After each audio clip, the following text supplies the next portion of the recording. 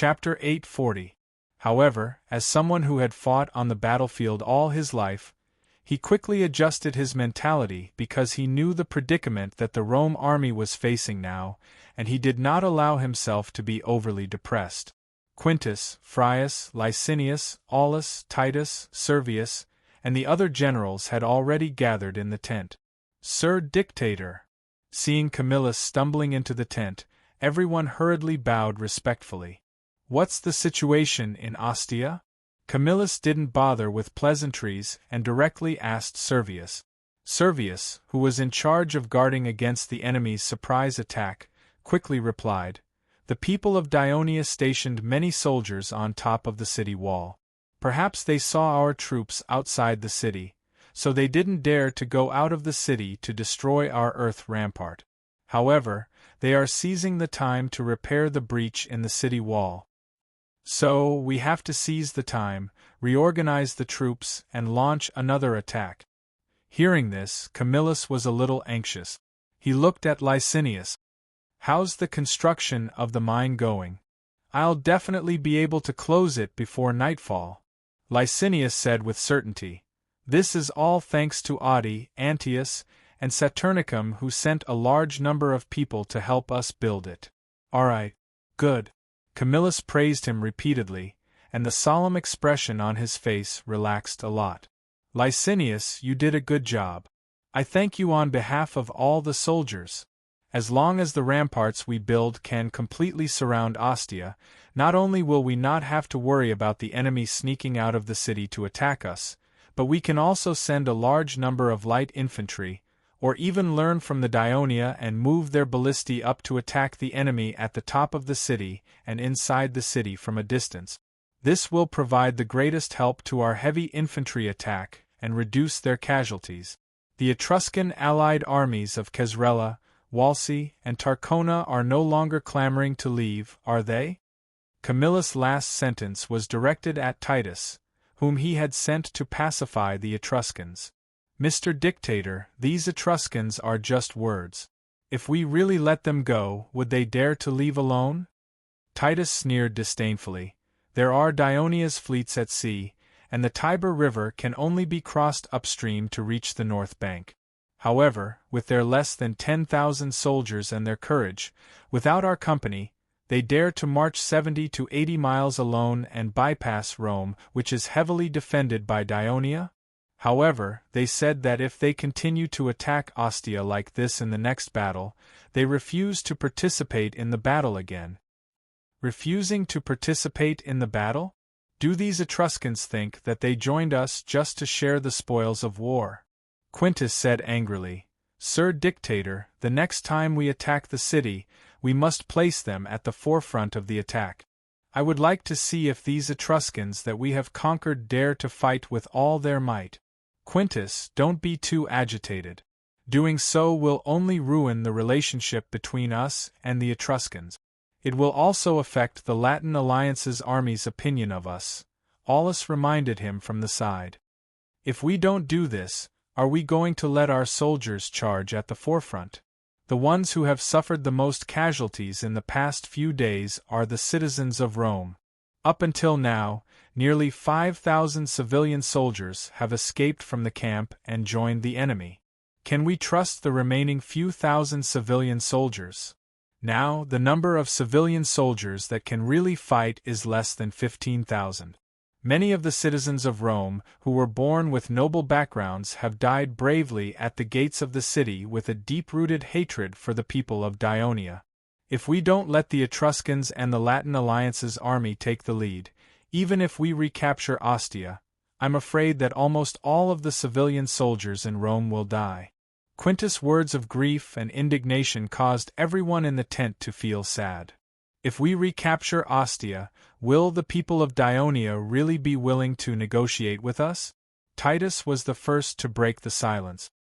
He said hesitantly, "You must know that what the people of Dionia are doing in Rome is to turn the nobles into slaves." His words voiced the doubts and uneasiness in the hearts of the generals. Everyone focused their eyes on Camillus. However, Camillus did not answer immediately because the defection of the civilian soldiers in Rome and the tenacious defense in Ostia had shaken his confidence, making it impossible for him to give a definite answer. Instead, it was his son, Lucius, who said loudly, "We can only force the people of Dionia to negotiate with us by threatening the safety of the people of Dionia with our valor and determination. After all, the people of Dionia are not only fighting against us in Rome, but also our ally, the people of Carthage. The army of Dionia has suffered too many losses here. How can they fight against the people of Carthage? Don't trust the people of Carthage too much. If they really attack Dionia with all their strength, how can the people of Dionia send so many troops to attack us?" Quintus was full of resentment when he mentioned the people of Carthage. "Apart from taking back Ostia, we don't have any better ideas." All sighed, and his words caused the other generals' expressions to darken. "Everyone, don't think about the future for now. Let's do what's in front of us first." At this time, Camillus said, "From the situation of the battle yesterday, we have made great progress in the siege. The soldiers have broken into the city and engaged in a chaotic battle with the people of Dionia. They have given the enemy a lot of pressure and casualties. Next, we just have to." Camillus explained in detail some of the new ideas for the next attack and some improvements to the siege tactic. This was the result of his careful observation of the battle situation and hard thinking over the past few days. His tone was calm, but it contained a kind of power that could make everyone calm down and listen carefully. Seeing that everyone was listening carefully, Camillus glanced at Quintus and emphasized, "In order to ensure the success of the next siege, we must unite our allied army." Everyone, including Quintus, finally agreed with Camillus's opinion and discussed and improved the siege plan together. After sending everyone away, Camillus's mood relaxed a little, but he suddenly felt weak all over. These few days, he was worried about the war, ate little, slept little, and was anxious. Even the body of a young man could not withstand it, let alone an old man in his 60s. He had to lie down and rest. He slept past dusk until he was woken up by someone. All the sentries in Ostia suddenly disappeared. Camillus, who had just woken up, patted his head that was still a little confused, thinking about the meaning behind the move of the people of Dionia. At this time, the tent was opened again, and Lucius rushed in. "Father, there is a fire in Ostia." "What?" Camillus was taken aback. With the help of the servants, he hurried out of the big tent. The camp was already full of soldiers coming out of their tent. They looked at the fire in the distance in horror at Ostia. Noise and discussion filled the entire camp. Camillus saw the scene and was stunned for a moment. Suddenly, he shouted, "Not good, the people of Ostia are escaping! Quick! Send the army! Rush into the city, put out the fire, and catch the people of Dionia! Quick!" In the night, the soldiers of Rome were organized and rushed towards the burning Ostia. But they were still too late. After receiving the retreat order from the Devers, Terrace ordered his officers to contact the cargo ships of the Chamber of Commerce at the port and the Dionysian fleet cruising the nearby sea, and gradually began to retreat in an orderly manner. Since most of the evacuation was carried out in the small port directly facing the sea in the west, the Rome army monitoring the mouth of the Tiber River did not notice anything unusual.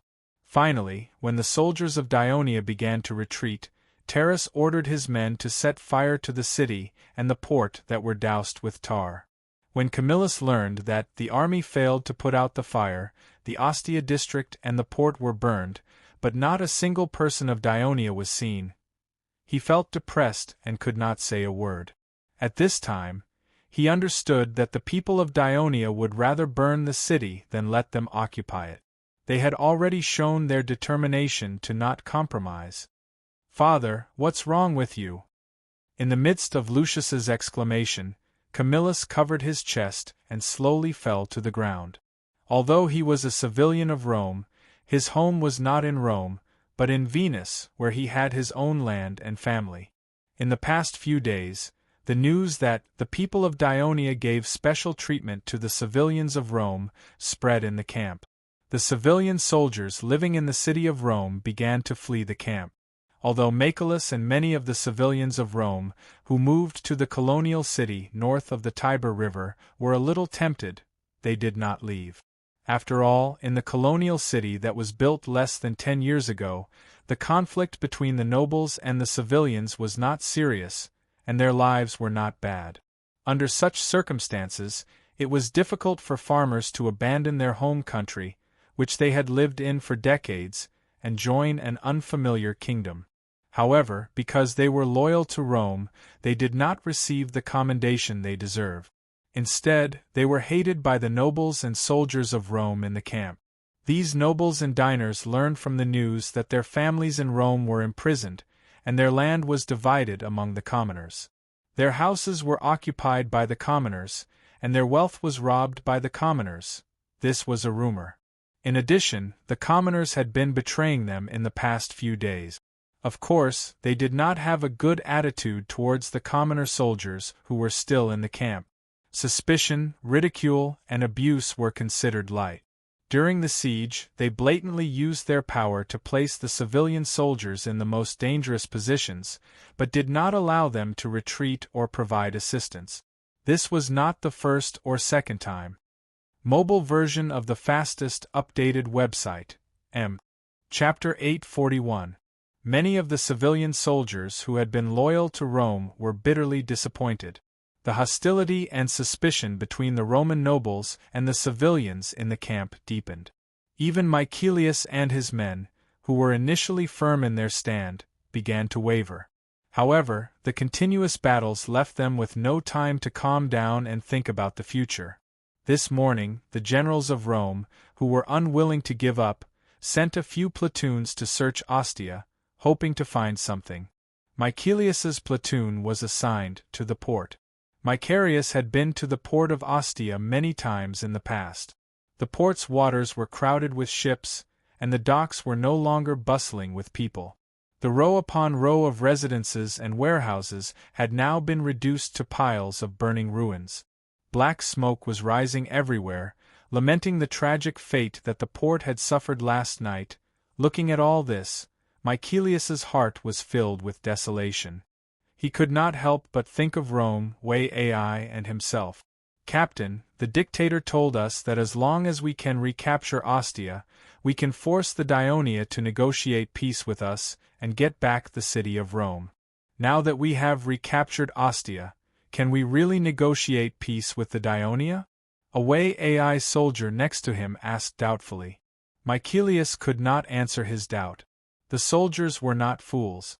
Both sides had been fighting fiercely for the past few days, and there had been many casualties. According to the habits of Rome in previous wars, once they had the upper hand, they would completely conquer their opponent so that they would no longer have the ability to fight against Rome. Would the equally powerful kingdom of Dionia let Rome go so easily? What does it have to do with us whether the Dionia can stop the war or not? I have had enough of this endless war. Now that Jupiter is still protecting me, I want to leave this place and return to AI. Another soldier said loudly. Macarius glanced at him and said, "As long as the Dionia still occupy Rome, AI, which is not far from Rome, is in danger. We are fighting here for ourselves. Look at this."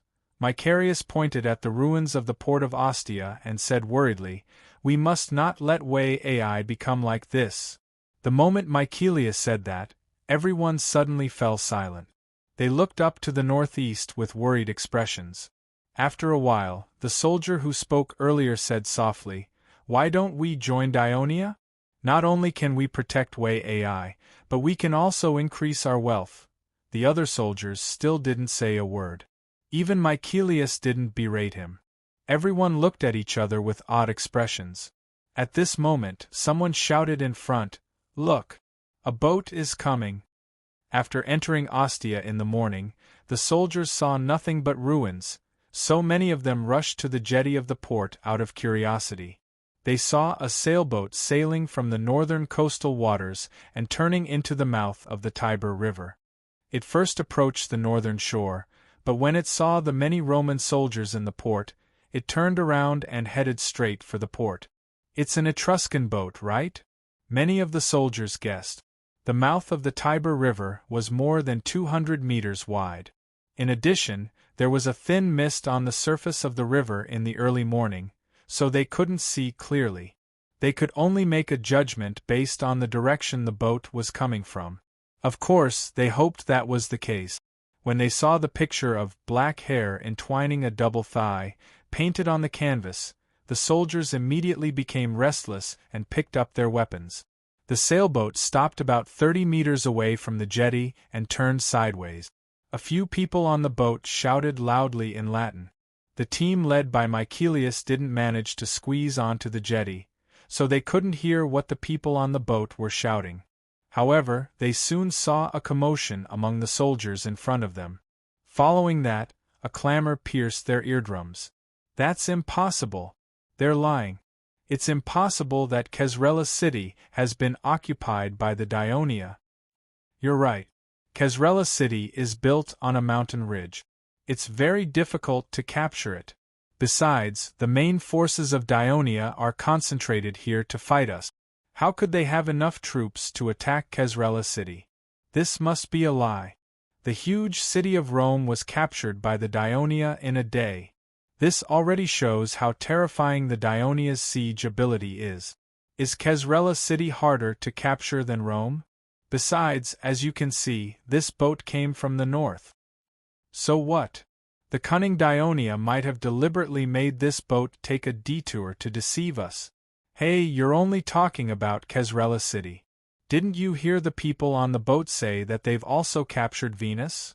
It took us 10 years to capture Venus. How could the Dionia capture it in such a short time? That's why I say that the Dionia are lying to us. If Kesrela and Venus are lost, our Sutrium will be in danger. No matter what, I have to go back immediately. I'll go back with you. The Roman army suffered many casualties during the siege over the past few days. Camillus took the opportunity to reorganize the army and mixed the citizens from the colonies with the citizens of Rome. This was to make commanding the troops smoother. Therefore, a Rome squadron often had citizens from many places in Rome. Michaelius's team were all citizens from Venus. When they heard this, their expressions changed. "Captain, what should we do?"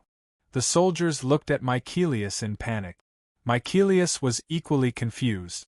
Although he also felt that the Dionia might be lying to them, he couldn't say the words, "ignore them and stay behind," to continue fighting. He hesitated for a while as the scene of his wife and children sending him off repeatedly appeared in his mind. Finally, he made up his mind and said, "We'll go too. We'll return to the camp immediately, pick up our bags, leave the army, and rush back to Venus from the Tiber River. What if Venus is really captured by the Dionia?" The soldiers asked with trembling voices. "Then, just surrender to the Dionia." Michaelius squeezed the words out of his mouth in pain. None of the soldiers objected. On the contrary, their expressions relaxed. It wasn't just Michaelius's team.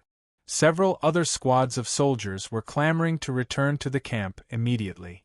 No matter how the platoon commander from Rome tried to dissuade or threaten them, he couldn't stop them. The sailboat from before had sailed to the north bank, but it didn't dock on the opposite bank because there were too many mudflats at the mouth of the river. Instead, it moved forward and glided for a while before docking. Dozens of trackers disembarked from the ship and attached towlines to the sailboat. The sailors rowed, and the trackers pulled the boat up the Tiber River. Not long after, one ship after another sailed from the north and turned into the mouth of the Tiber River. They followed the north bank and sailed towards the city of Rome in the east. When the Rome soldiers who were still at the port saw this scene, they no longer doubted what the Dionia had said. They ran out of Ostia and ran back to the camp. This time, the camp was already in an uproar. After learning from the doctor that his father had woken up, Lucius immediately lifted the curtain and walked into the tent. Camillus was lying on the bed with his eyes open, staring straight at the top of the tent. No one knew what he was thinking. Lucius walked quietly to the bed and asked with concern, "Father, are you feeling better?" Cough. "I'm fine." Camillus's voice was hoarse as he replied weakly. He then asked, "Now, how's the situation at the camp?" "Well, it's nothing serious. The order in the camp is still relatively stable," Lucius said perfunctorily. Camillus turned his head. Although his face was pale, his eyes were still full of spirit. "You are my son. Can you hide anything from me? I'm lying here. I can hear the noise coming from outside. It's obvious, something big has happened. Tell me everything, I can handle it." "Father, the doctor said that you should pay more attention to your body to recover. Titus, Quintus, and Aulus are temporarily in charge of the army. Don't worry too much." Lucius comforted him softly. "I am the dictator of Rome. As long as I am alive, I must be responsible for all the citizens of Rome. When I die, there will be plenty of time to rest." Cough. Camillus slapped the bed with his hand and said loudly, anxiously. Lucius saw him coughing and hurriedly said, "Don't worry. Don't worry. Take a breath first and listen to me slowly. This morning, we sent a few Rome squadrons to search for the burned Ostia. As a result, the soldiers believed the rumors spread by Dionia's ships, saying that Kesrela and Vila Vi have been occupied by Dionia. Kesrela and Vila Vi have been captured?" Camillus's eyes widened in shock. "I said it's just a rumor. The walls of Kesrela and Vila Vi are strong, the terrain is dangerous, and the main force of Dionia is fighting with us. How could they capture these two cities in such a short time?" Lucius said anxiously at this moment, but those stupid soldiers believed it, and the rumor spread throughout the barracks. As a result, not only Vila Vi, but also the colonial soldiers from the northern bank of the Tiber River, such as Serworth and Kosau, have fled the barracks. Even the army of the Etrurian alliance has asked to leave. Titus, Aulus, and the others have urgently led the army to stop them. Camillus never thought that the situation would become so bad when he woke up. In his anxiety, not only could he not think of any good ideas, but he also had a splitting headache. He used his hands to support himself on the bed, trying to get up, but he could not exert any strength. "Quick, call the soldiers to carry me out. I'll go persuade them." He was so anxious that he wanted to speak loudly, but the voice that came out was very weak. Chapter 842. "Father, you're not feeling well now, the doctor won't let you out. You have to believe that Titus and the others can handle this." Lucius held his father down and urged him anxiously. While the two were arguing, Titus walked in. Lucius happened to see him and asked in surprise, "Titus, why are you back so soon? Has the situation in the camp calmed down?" Lucius said and winked at him. Titus was obviously not in the mood to care. He looked tired and worried as he looked at Camillus, who was lying on the couch, and said anxiously, "Sir Dictator, as soon as I heard that you were awake, I came immediately. The messengers from Volci and Tarcona are here. They said that Kesrela and Veii have fallen and asked for their troops to be withdrawn to protect their city-states from being invaded by the Dionia. If it's really as these messengers said, that Kesrela and Veii have been occupied by the Dionia, how did they arrive at the camp? Titus, are you sure that they are really the messengers from Volci and Tarcona?" Lucius immediately questioned. "We all know the people who came. Volci's consul Messala and Tarcona's senator Coda. They took a ship to Adi, then landed and rushed over. According to them, the Dionia warships did not intercept them." Titus replied angrily. As soon as they arrived at the camp, they spread the news of the fall of Kesrela and Veii. The camp, which was already restless, became completely chaotic.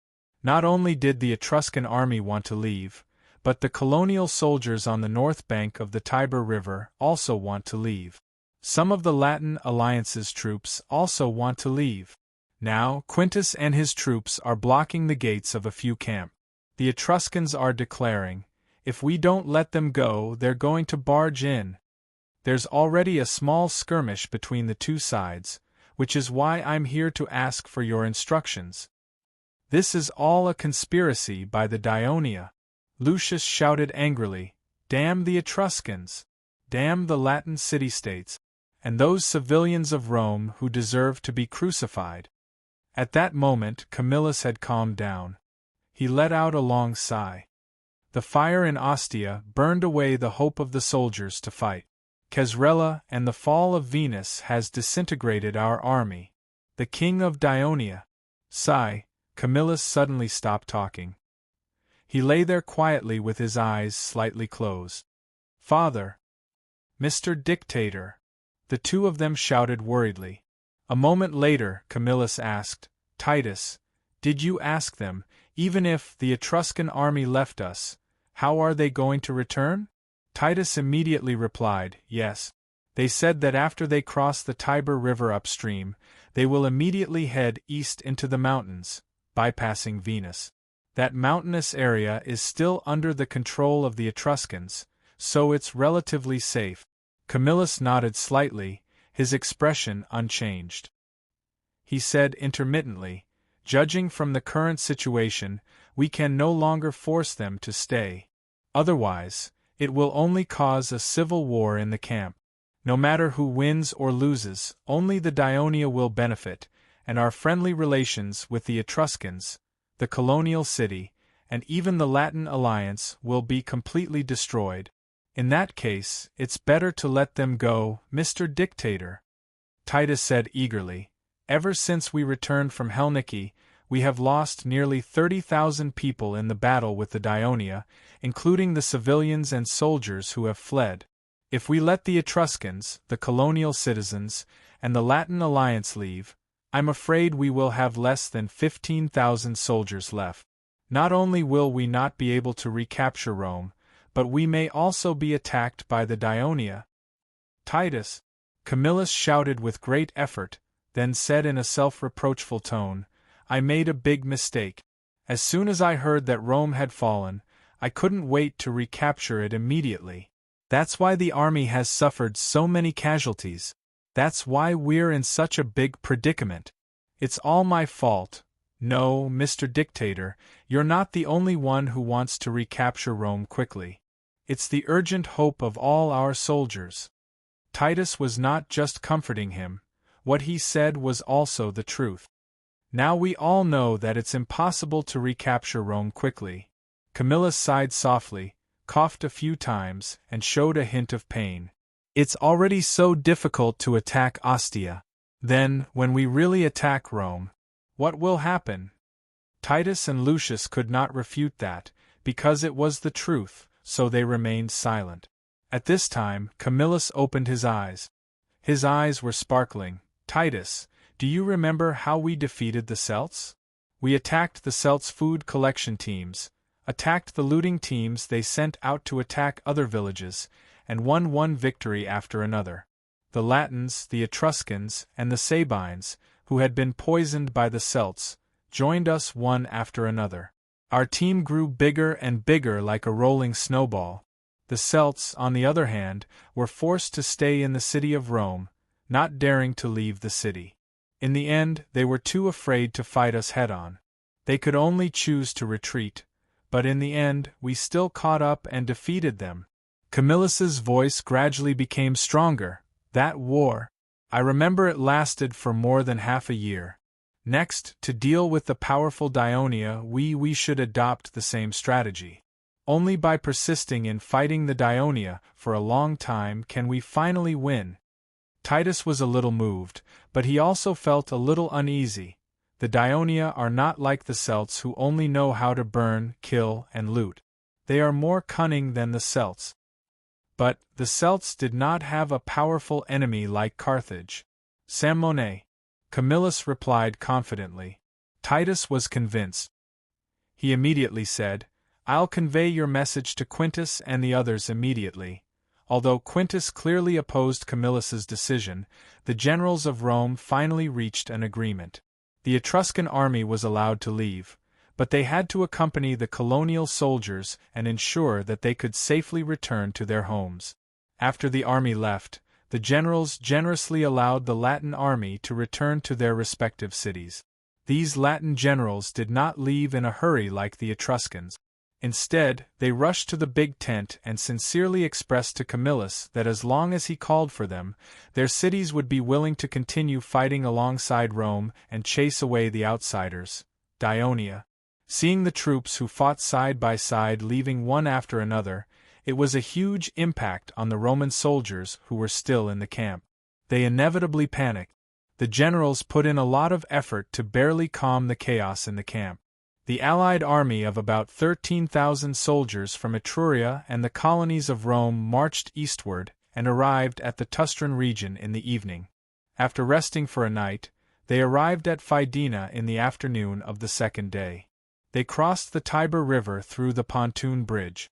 Just as they left the river bank and prepared to go east into the mountains, they found that the Dionia army had already lined up in front of them and blocked their way. The panicked allied soldiers had to prepare for a fight to the death. Just as the two armies were about to approach each other, the Etruscan army of Volci and Tarcona suddenly turned their spears and shields and attacked the flanks of the colonial soldiers of Rome.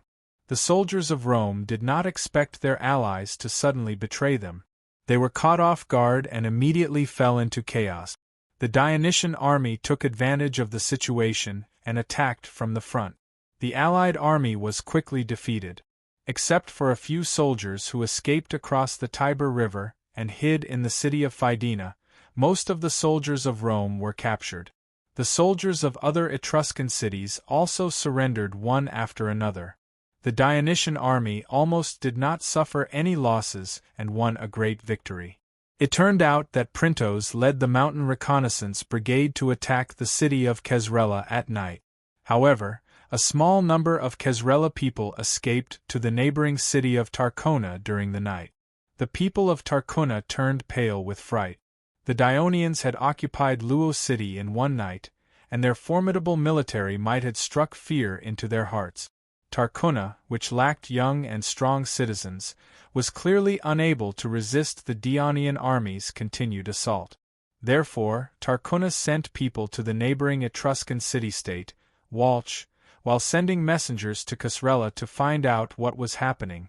After Printos captured Caesarella, he immediately sent people back to Rome to report the news of the victory to the Devers. The Devers were overjoyed and immediately sent 2 battalions of Legio III to guard the city of Caesarella. When the messenger of Tarcona arrived at Caesarella, Printos was busy. Not only did he have to quickly stabilize the order in the city, but he also had to deal with the complicated affairs of the port in time.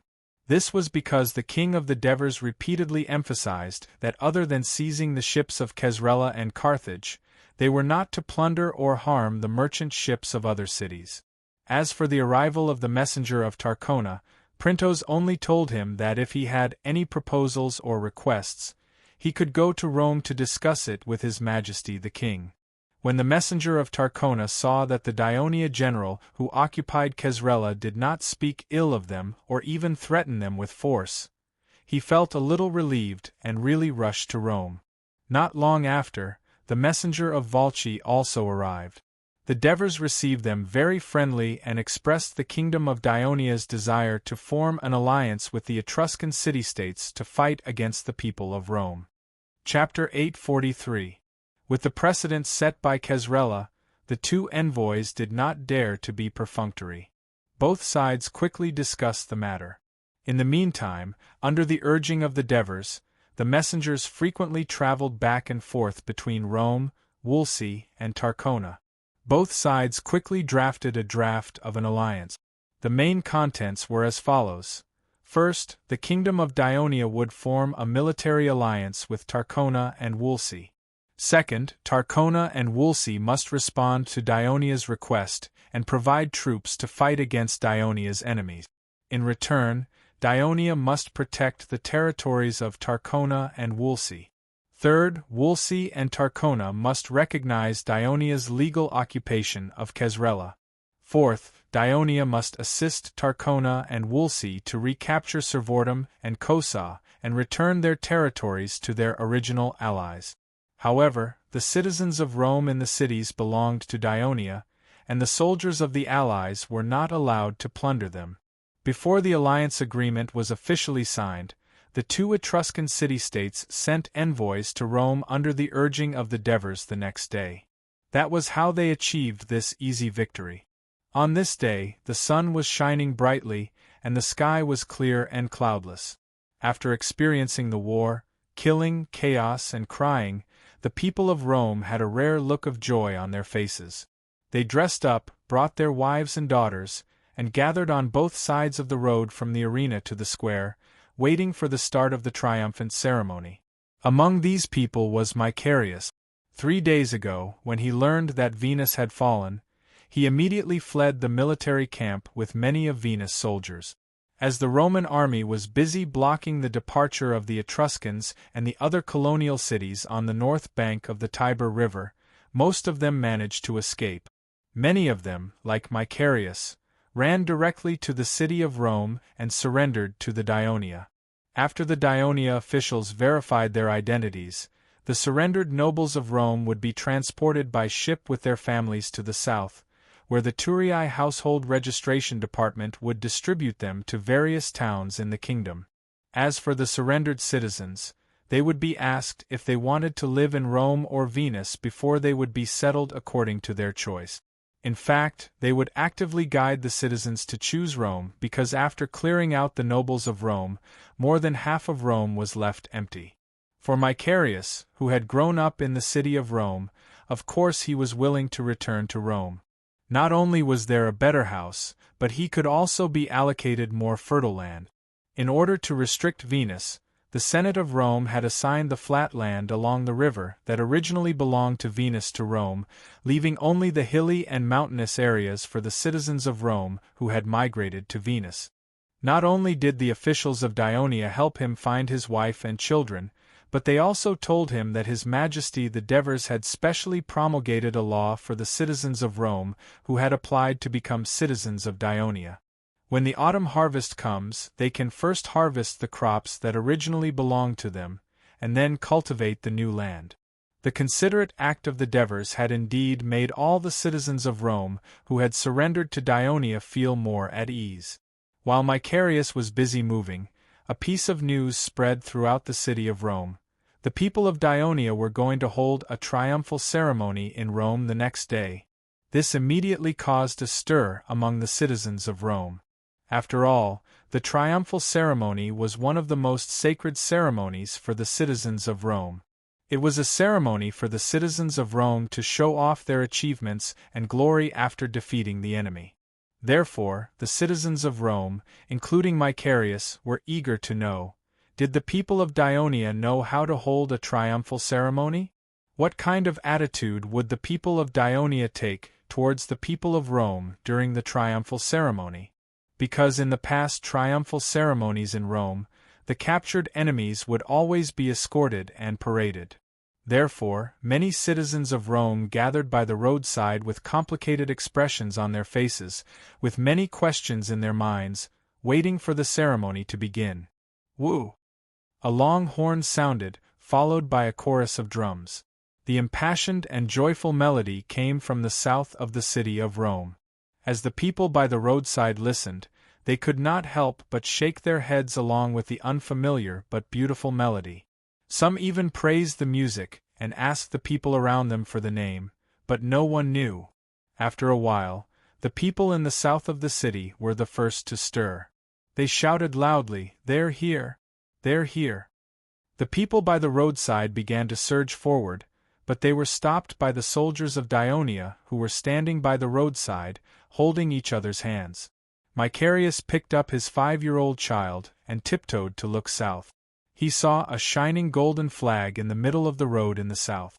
It was raised high in the air, and was walking towards them. When he got closer, Macarius could clearly see the black flag fluttering high in the air.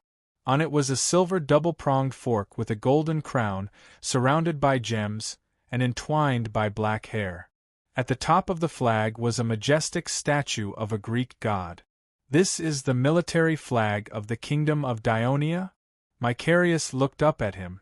After he returned from Helsinki with the Roman army, he went straight to attack Ostia.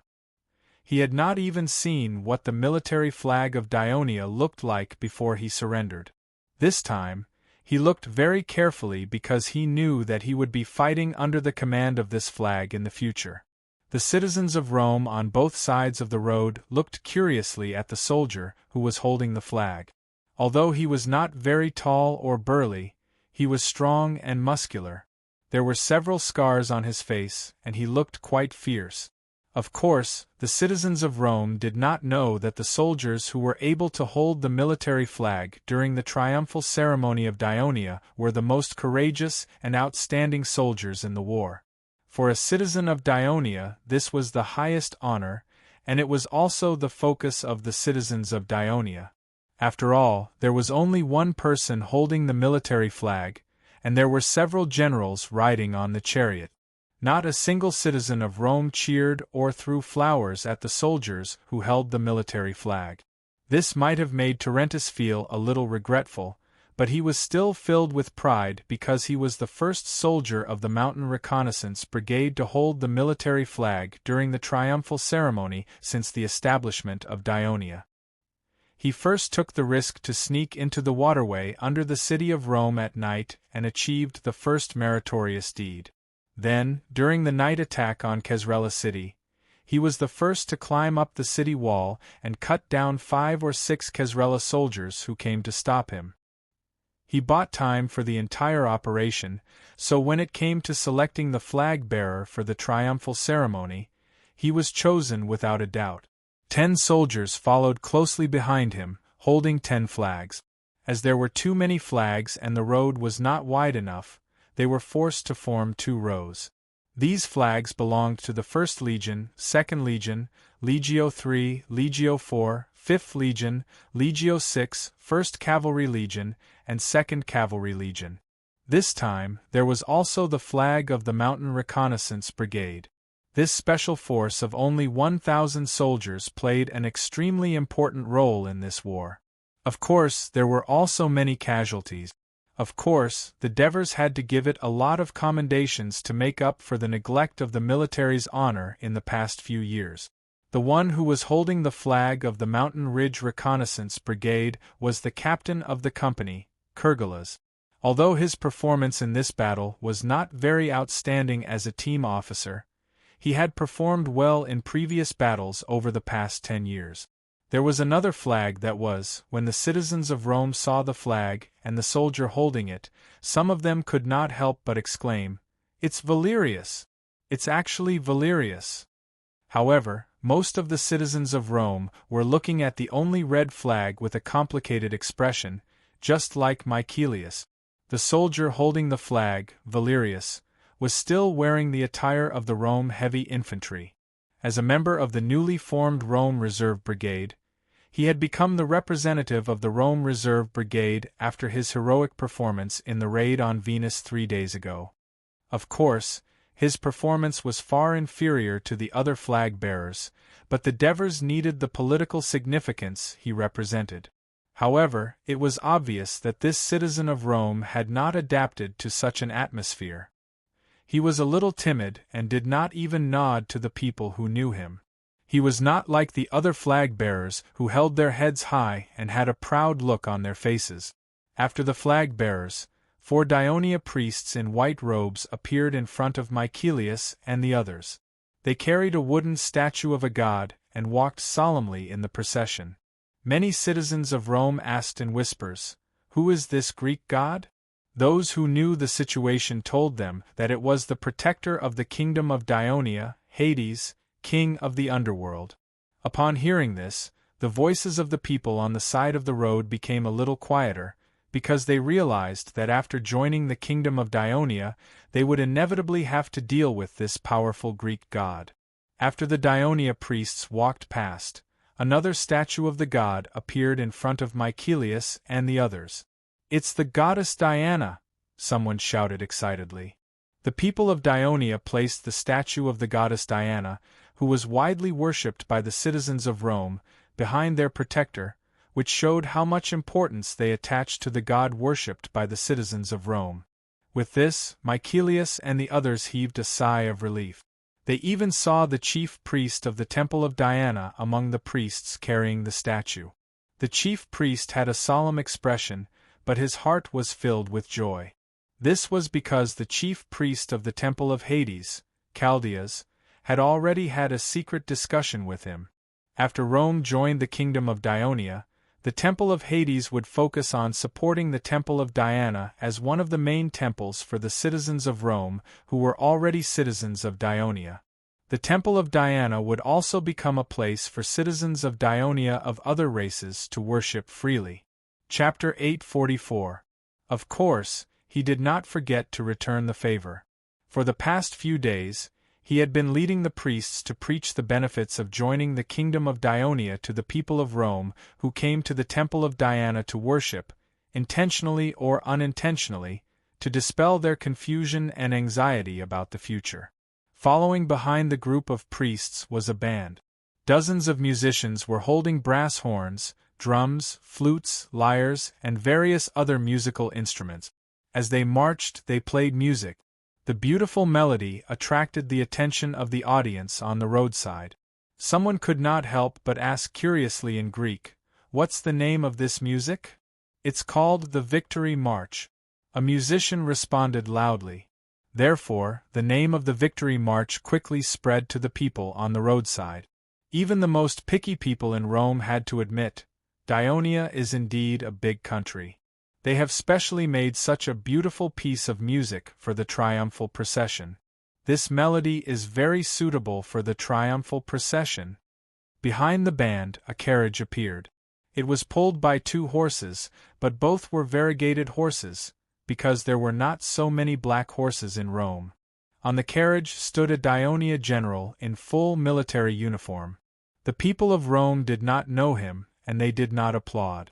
Of course, such a deserted scene made Amyntas not in the mood to smile and wave to the people on the roadside as usual. He even felt that it was a mistake to hold a triumphal procession in Rome, so he kept a straight face. Behind him were 200 soldiers selected from the First Legion. They lined up in neat rows and walked at the same pace. Their mighty appearance reminded the people of Rome of the arduous battle they had suffered a few days ago. They silently watched the group of soldiers pass by. Then, they were surprised to see another carriage carrying another Dionia general pass by. The people of Rome were suddenly surprised. When the soldiers of the Second Legion passed by, and another Dionia general passed by in a carriage, the people of Rome were confused. Wasn't the triumphal procession supposed to give the general the highest honor?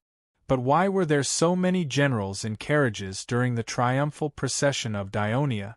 Moreover, there were no attendants behind the generals holding up laurels for them and whispering in their ears, "You are just a mortal." Was this the most significant difference between the triumphal procession of Dionia and the triumphal procession of Rome? Mycelius and the others were deep in thought. Just as the Dionia generals in carriages led groups of Dionia soldiers and passed by Rome in silence, the crowd suddenly burst into exclamations. It turned out that the people of Rome knew the next general who appeared in front of them. It was Sextus of Raventine. How could the people of Rome not be surprised when this young Roman procession appeared in the triumphal procession? Every citizen of Rome dreamed of participating in a triumphal procession, but it was an extravagant hope for the commoners of Rome. On the one hand, it was difficult for them to become the commander-in-chief of the army, and on the other hand, it was impossible for the Senate to approve a triumphal procession for them. But now, Sextus had set a precedent. Although it was a triumphal procession held by the Kingdom of Dionia, it gave the commoners hope and made them believe in the promise made by the Devers in the square that day. Of course, the feelings of Mycelius and the others were more complicated. Sextus is a traitor. He became a hero of Dionia by slaughtering his fellow Rome citizens. Isn't he afraid of Jupiter's punishment? A commoner of Rome, who was also from Via, cursed. Just as he finished speaking, another commoner beside him defended loudly, "You should thank Sextus. He led the army to attack Via and maintained the military discipline of the soldiers." He didn't loot and kill in the city.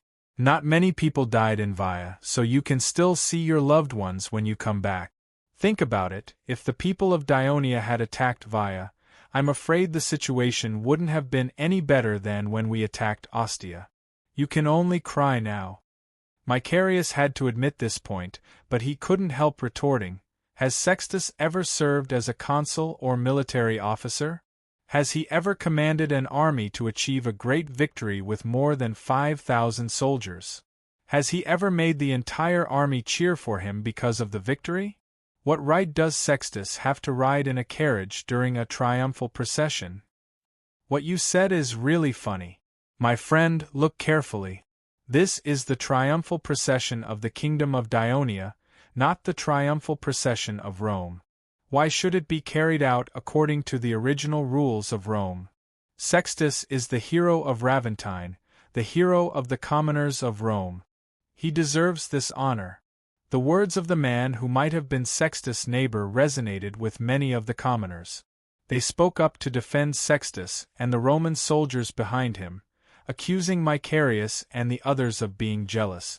There were many commoners in Rome, so the people from Via did not dare to refute. Macarius subconsciously hugged his son tightly, but he heard his son point at Sextus on the carriage and say loudly, "Father, I want to see you on the carriage too." Macarius was excited for a moment. He admitted that he had been a little jealous before. Sextus had become the protagonist of a triumphal procession at such a young age, while he was almost 30 years old and had yet to achieve anything. It was inevitable that his emotions would be a little unbalanced. But now that he had joined the Kingdom of Dionia, the situation might be different in the future. We are both commoners, but if Sextus can do it, why can't I? Thinking of this, he pinched his son's foot and said confidently, "Son, you will see that day." At this moment, it was unknown how many commoners of Rome had secretly made up their minds like Macarius. A unique scene appeared on this triumphal procession. When the other Dionia generals and their troops passed by, both sides of the road were silent. Sextus and the 200 commoners of Rome were surrounded by cheers, as if this triumphal procession was specially organized for them. Although Sextus was more mature than his peers, he could not help but be in high spirits on such an occasion. He frequently waved to his compatriots by the side of the field. When his carriage passed under the triumphal arch, he looked up at the white arch, which was mottled with age. He was a little dazed, and he suddenly felt a little worried. He was afraid that this was just a dream. When Sextus entered the square of Rome, the cheers were even more deafening. Countless people of Rome waved their arms excitedly and shouted the names of their loved ones. The interaction on and off the field was extremely lively. Not only did the Devers invite most of the families of the Rome's reserve troops to the square, but they also invited the transport personnel from the engineering and medical camps, and personnel from the various chambers of commerce who had come to Rome with the Dionia army to the square as spectators. This was also an honor for them, because most of them would not be able to enter the Victory Square during a triumphal procession in Turii. Therefore, the cheers here were not only for the soldiers of Rome's reserve troops, but also for the soldiers of Dionia who finally felt the glory of the triumphal procession. All of them had smiles on their faces.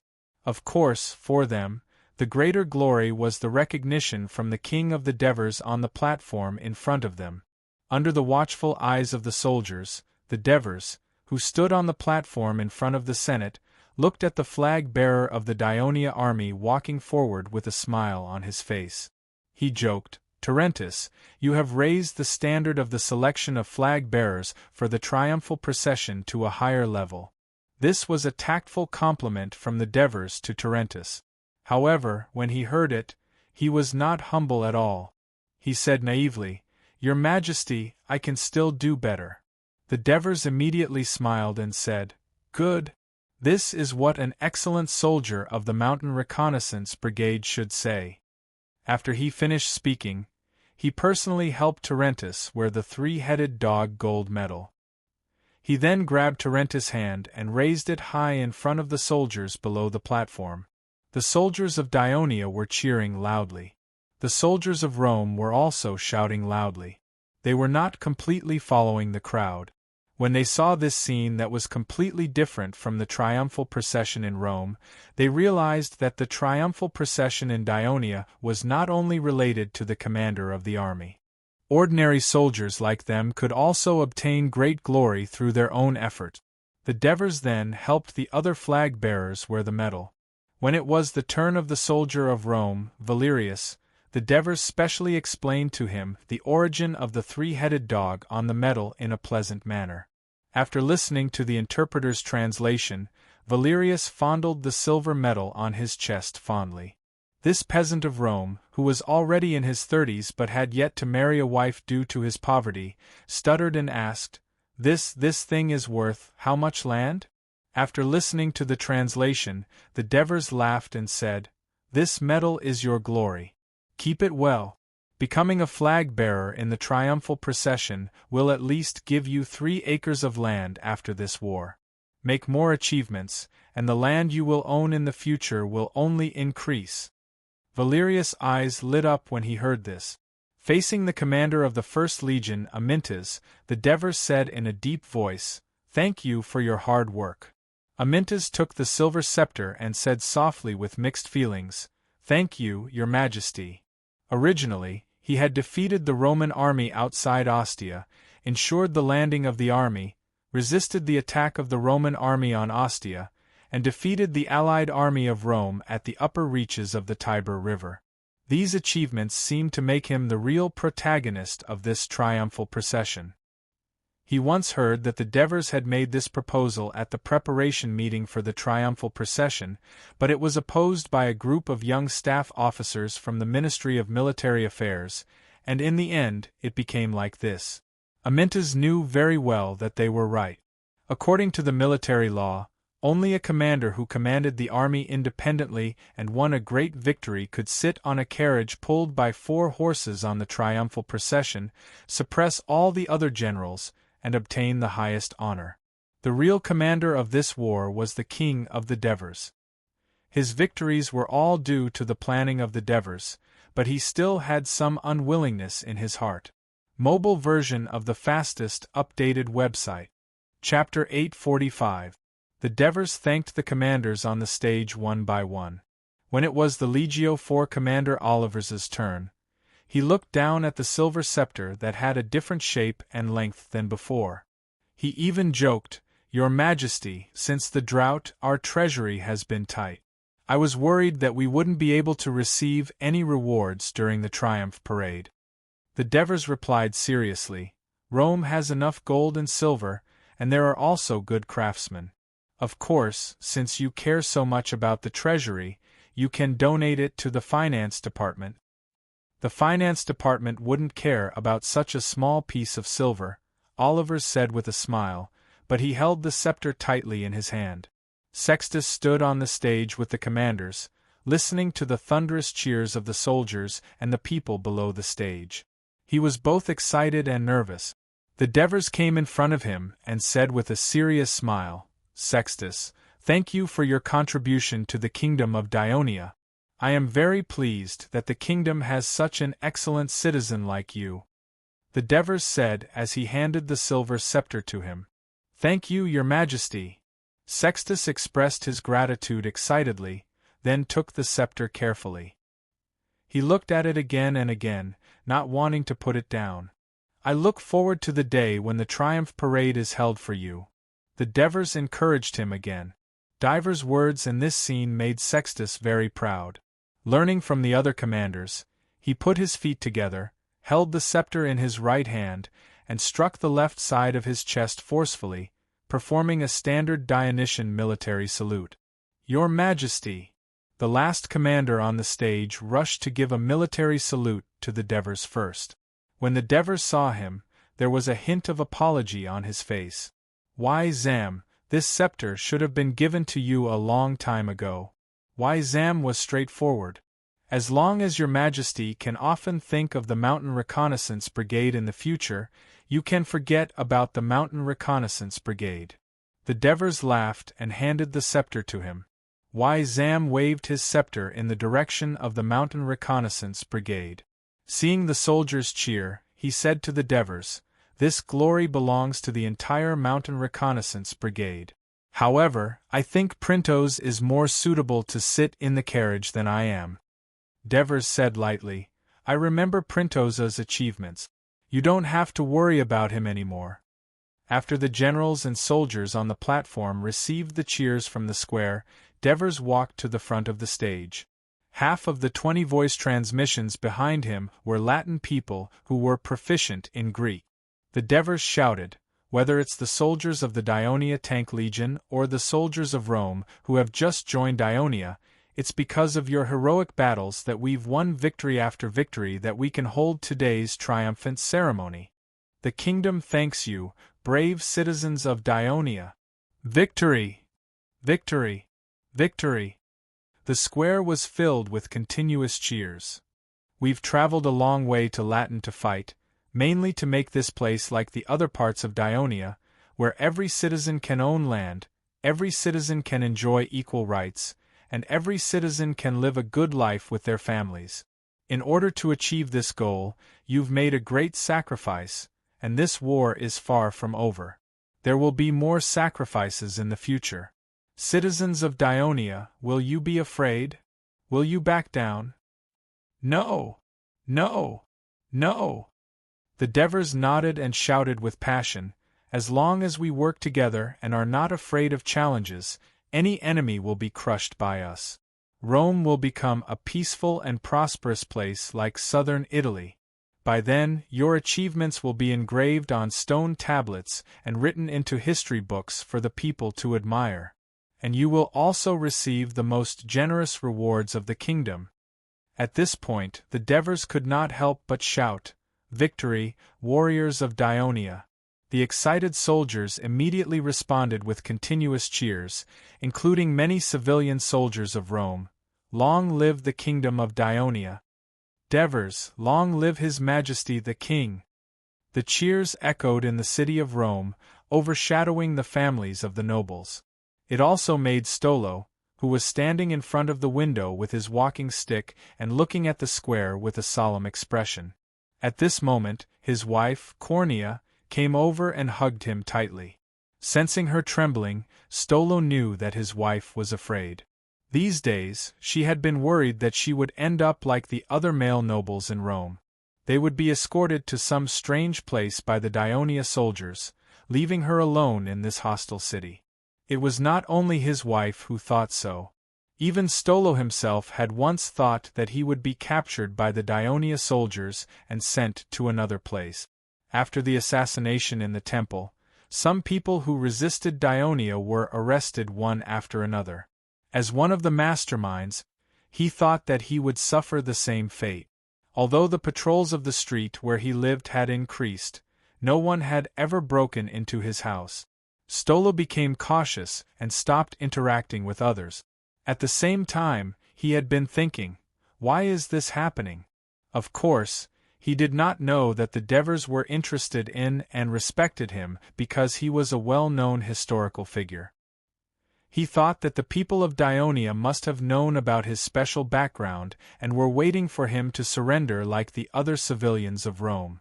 But he would not surrender because his father-in-law was still defending the Capitoline mountain. His father was fighting outside the city of Rome.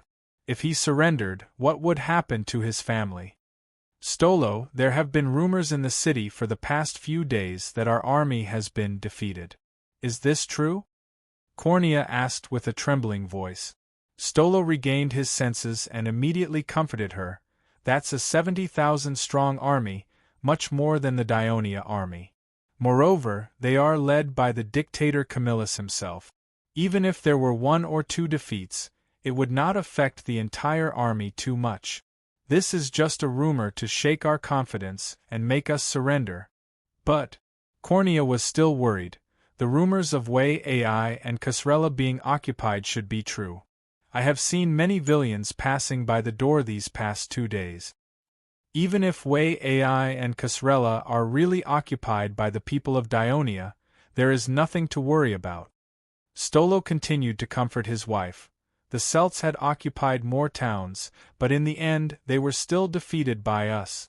As long as our army is still here, and Lord Camillus is still here, we can definitely, finally drive away the people of Dionia. At this point, Stolo quickly changed the topic. What are we having for lunch today? I'm a little hungry. Since the barns and cellars at home were plundered by the damn people of Dionia, what else can there be to eat? Every day, we are given a little flour and a few dry fruits, according to the number of people. Cornea said loudly. Her resentment towards the people of Dionia was clear in her words.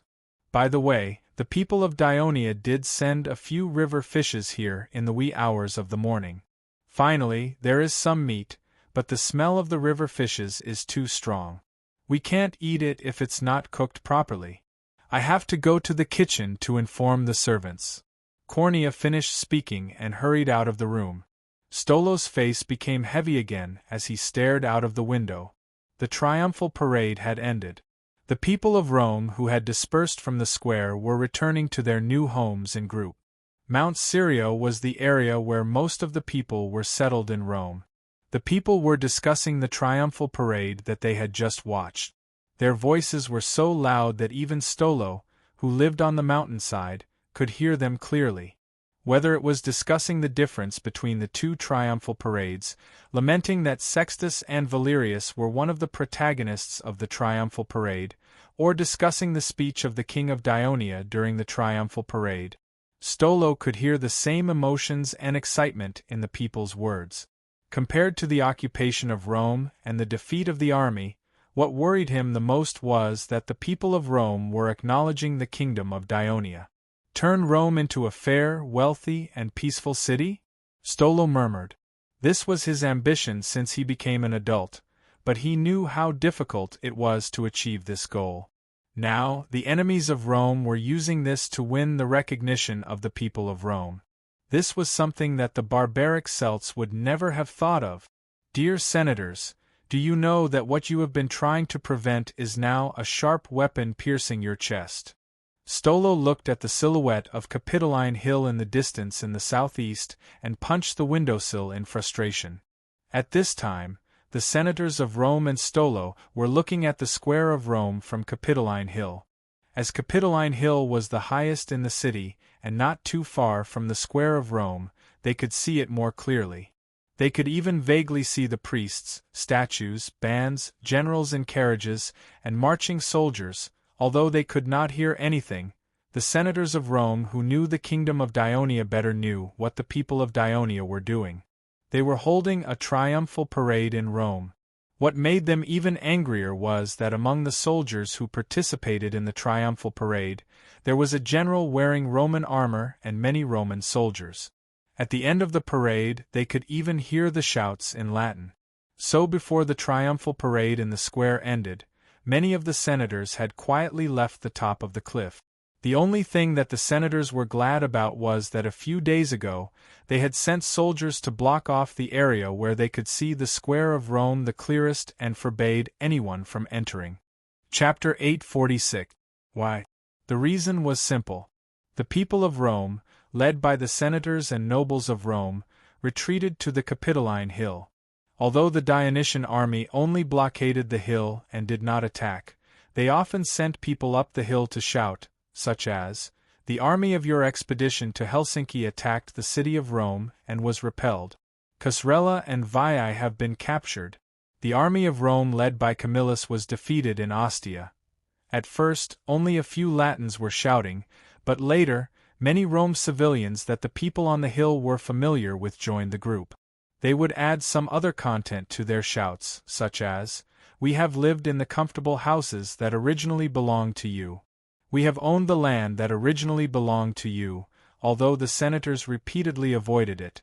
These are all lies, a trick of the people of Dionia to create chaos among us. However, when the people on the hill heard the shouts from the foot of the hill, and during the day, they could see many people dressed in Rome's civilian costumes talking to the soldiers of Dionia in black helmets and black armor in a seemingly cordial manner, and then leaving one by one with big and small bags. In fact, the civilians of Rome were applying to become citizens of Dionia, and they were going to the square to receive their ration of food every day. It was inevitable that they would be suspicious. Coupled with the predicament on the hill, there was some confusion. Therefore, the senators finally ordered the blockade of the cliff where they could clearly see the square. In the dimly lit rear hall of the Temple of Jupiter, hundreds of senators of Rome, who had just looked at the triumphant square from the top of the cliff, sat around solemnly. The atmosphere was a little depressing. Cough, cough. Potatus's cough was particularly clear in this silent space, attracting everyone's attention. However, he was really just coughing because he was weak, and he did not want to be the first to speak.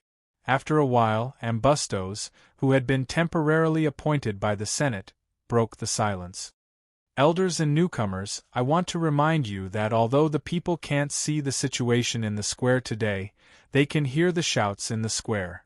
I think this will cause a lot of trouble for them, so I hope everyone will take care of their families and customers when they go back.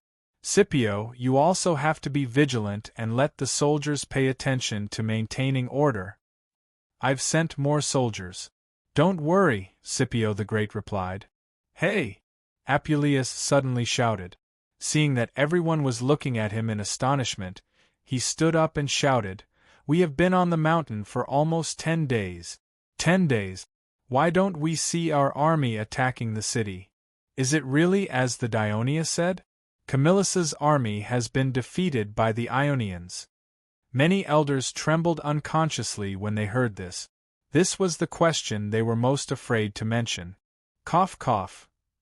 There are 70,000 troops outside the city, and Camillus is the commander. There are so many Latin allies and colonial cities supporting them. How could they have suffered a crushing defeat? Potatus tried to comfort everyone. Since they came up the mountain, in order to unite against the enemy, Apuleius had been warned by Maruginans. Don't randomly attack the dictator in the face of danger and cause unnecessary panic. However, the long-term pressure finally made Apuleius burst out again. If Camillus's army did not fail, then where are they? Could it be that they have escaped? Maruginans immediately shouted, Don't talk nonsense. Don't believe the rumor that our army was defeated in Ostia. However, this rumor also tells us that Camillus may be leading the army to attack Ostia. The elders with rich war experience led by Potatus, Maruginans, and Scipio the Great certainly made reasonable speculations about the reason why Camillus had not attacked the city for a long time. Many of the elders had accepted this explanation. However, at this moment Apuleius still did not let it go. Why attack Ostia instead of directly attacking Rome? Could it be that Camillus is muddle-headed and thinks that we, the people of Rome, live in the small city of Ostia? The city of Rome has high and thick walls and is heavily guarded. It is not as easy to attack as Ostia. Camillus probably wants to attack Ostia to consume the forces of Dionia, lock them in the interior, and force them to fight outside the city, or choose to stop the war. Apuleius, I have already explained these words once yesterday. Don't make me say it again. Maruginans' sharp eyes looked straight at Apuleius. The person that he supported suddenly became a little disobedient, which made his eyes filled with anger. Apuleius tactfully stopped talking. However, someone raised a doubt. Camillus's attack on Ostia may be the right strategy, but we all heard what the enemy said. Venus and Casrella have been captured by them. Yesterday they also said, Sir Wertheim and Cosa have also surrendered to them, and even our ally, the Etruscans, have formed an alliance with them. If these are all true, even if we recapture Ostia, I'm afraid it will not be of much use. These words immediately caused the elders to whisper among themselves. When Maruginans saw that the person who spoke was Lucretius, he secretly hated the old man for bringing up a topic that everyone was very worried about. Did he lose his mind? However, for an old man who had been in the Senate for decades, he still had some scruples, so he perfunctorily said, I said that these are all lies of the enemy. We don't have to believe them. Why don't we send someone down the mountain to investigate? just like Pantaeus in the past. If we can confirm that these are all lies of the enemy, we and the people will be relieved. Marugenins finally could not stand it anymore and said angrily, Lucretius, apart from worshipping Jupiter every day, all you do is sleep. Have you seriously participated in any meetings or any affairs? Scipio, tell him, what have we done? So far we have sent 5 warriors down the mountain to investigate, but so far we have not seen them return, Scipio said solemnly. Scipio solemnly said, when the Celts occupied Rome, their discipline was lax, and the blockade of the Capitoline mountain was not tight. As for the Dionians, you can see from the camp they built at the foot of the mountain that it is very difficult to sneak in. Well, as the dictator of Rome, Camillus will do his best to repel the Dionia, just like he defeated the Celts in the past. In order to avoid Lucretius from being too embarrassed and causing a quarrel, Ambutus interrupted, let's focus on the important issues that concern us first. We only have enough food for 20 days. If Camillus cannot recapture Rome in 20 days, we will starve. There is also drinking water. Although there is a small spring on the mountainside not far from the temple of Juno, it is not enough for more than 5,000 people to drink. Fortunately, the rainy season has just passed, and it has rained several times in the past 10 days. There is still a lot of water stored in the temples. However, if there is no rain for 5 or 6 days in a row, it will be very difficult for everyone to drink enough water. Also, there is the disease. We rushed up the mountain and did not bring many herbs. The people are crowded on the mountain. They can't eat well, sleep well, and are in a bad mood. Some people are sick, and they can't get good treatment. They can't recover. Ambutus' words made the senators look even more worried. Sigh. Potatus sighed. When the Celts invaded, we only had a few hundred people when we retreated here. Now, the number of people is more than 10 times that. Naturally, we have to consume a lot more resources. Are we going to drive too many people down Capitoline Mountain? A senator asked anxiously. His words caused an uproar in the temple. Ambutus hurriedly said, we don't need to do that. What I mean is, we have to strictly control the consumption of food and water, and prevent the outbreak of the disease, so that we can hold on the mountain for a longer time. We have to hold on until Camillus leads the soldiers to repel the Dionia and recapture Rome. Before the senators could start discussing, someone stood up from the crowd and said loudly, elders and newcomers, I have doubts about whether Camillus can recapture Rome. You saw the Dionia's triumphant return just now. So many people in Rome joined in their triumphant celebration. What does this mean? The people of Rome are betraying us and supporting the invading Dionia. With the support of those people, the Dionia will have more soldiers to defend Rome. The army led by Camillus can still. Nonsense. Marugenins shouted and glared at the person who spoke. Apuleius, are you crazy? Apuleius also threw caution to the wind. I'm not crazy. My mind is very clear. You are also very clear, but you are all running away. When Rome fell, so many people were trapped in the city. In the first few days, we could still see and hear the sound of fighting in the city from the mountain. There were even fires and thick smoke. But now, we haven't heard the sound of fighting for many days. Instead, the square is getting more and more lively. I'm afraid the Dionia have. Guards! Guards! Take him away and lock him up! Marugenins roared in exasperation. Scipio the Great hesitated for a moment.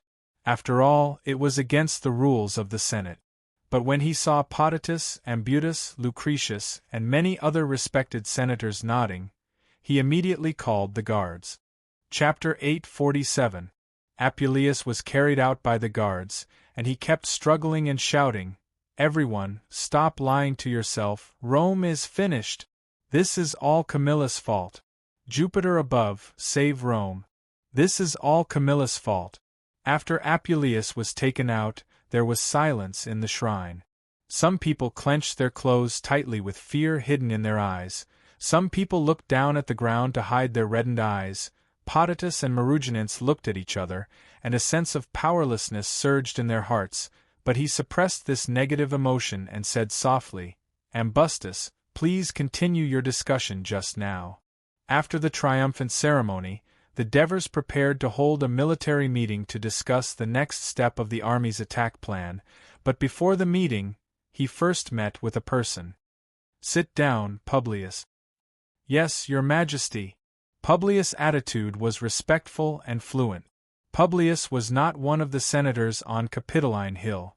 These days, he had witnessed the surrender of the civilians in Rome, and a large number of civilians and soldiers fled back. He also learned from Veii and the emissaries of the Etruscan city-states that Veii and Casrella had indeed been captured by Daionia, and several Etruscan city-states had allied with Daionia. Then, Serworth and Cosa had successively surrendered. He even learned that the Roman army that had fought in Ostia had finally been disbanded. As the patriarch of a large Rome clan, he had keenly realized that the Daionia had gained a foothold in the Latin region, and it would be difficult for Camillus and the others to recapture Rome. Emotionally, although this made him a little depressed, it was good news for the Manlius clan, who had been forced to join the Daionia side. Therefore, at this moment, in the eyes of the Devers, Publius sat very obediently and put on a respectful and listening posture.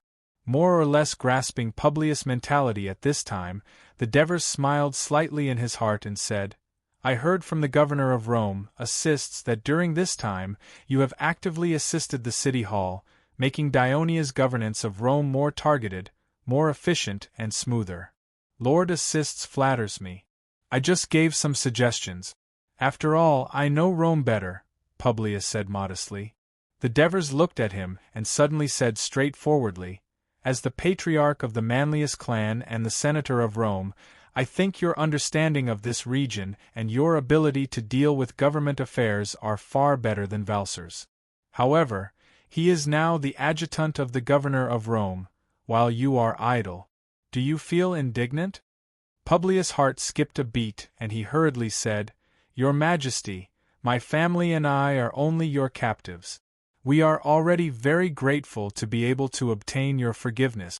How would we dare to hope for anything else? You have joined the kingdom of Daionia and are becoming a citizen of Daionia. I think with your shrewdness you should have learned about the political system of Daionia these days." The Devers tapped the table with his hand, looked at him, and said, "The Senate of Daionia gathers the elites of various cities and races in Daionia. They can not only assist me in formulating the laws and decisions of the entire kingdom in the Senate, but also serve as the highest executive of a city or even a region, managing the administrative affairs of tens of thousands or even hundreds of thousands of people on their own. While they are doing their best to contribute to the kingdom, they are also doing their best to protect the rights and interests of the region and race where they were born. For a city as large as Rome to be incorporated into the kingdom, of course, there needs to be elites who can represent the people of Rome to enter the Senate and advocate for their rights." "Your Majesty." Publius was tempted. He knew that the reason why the Devers said this to him was because they had expectations of him, so he boldly asked, "How can I become a senator of Daionia?" "First of all, put down your arrogance as a noble of Rome. No matter what kind of administrative position you take, try your best to serve the civilians in the city and win their recognition. I think with the foundation laid by Marcus, it will be easy for you to achieve this." The Devers said seriously, "Secondly, you have to make enough contributions to the kingdom to gain the recognition of the senators of Daionia, so that when you are recommended, you will not be opposed by most of the senators." After listening, Publius immediately took the initiative to say, "Your Majesty, please order whatever you want me to do. I will do my best to complete it." Sure enough, he is a smart man. The Devers met the other party's eager gaze and said in a deep voice, "Now there is a very important thing that you need to do as soon as possible. The city-state of Etruria has allied with us, and the colonies of Rome in the north have been completely cleared. Our north is safe. Although the army led by Camillus has been disbanded, he still has a considerable number of soldiers and the support of the Latin alliance. I do not intend to fight them head-on for the time being. I need to send an envoy to the various Latin city-states in the south while the Rome army is still resting in Saturnicum in the southwest. I need to try my best to persuade them to leave the Latin alliance, cut off their ties with Rome, and form an alliance with the kingdom, so as to further weaken the power of Rome's remaining army. It was not that the Devers had not sent envoys before, but the effect was not good. The Latin city-states were still full of distrust of outsiders from Daionia, just like the previous Etrurian city-state. Therefore, the Devers looked for Publius. Over the years, Rome had maintained a strong position in the Latin region, and the Latin city-states looked up to it. The higher-ups often had dealings with these large clans in Rome, and some even became relatives. Publius calculated in his mind and asked, "What are the conditions for negotiation?" It seemed like there was a chance. The Devers pretended to ponder for a moment before replying, "The treaty of alliance between us and the city-states of Etruria can be used as an example. Herney, show the contents of the treaty of alliance to Publius later." "Yes, your Majesty." Henneborus, who was at the side, immediately responded. "Your Majesty, I am willing to go to the Latin city-state in the south." Publius no longer hesitated. "Very good." The Devers smiled. "With you as the envoy, I believe that the negotiations with the Latin city-state will be much smoother. Let's set off tomorrow.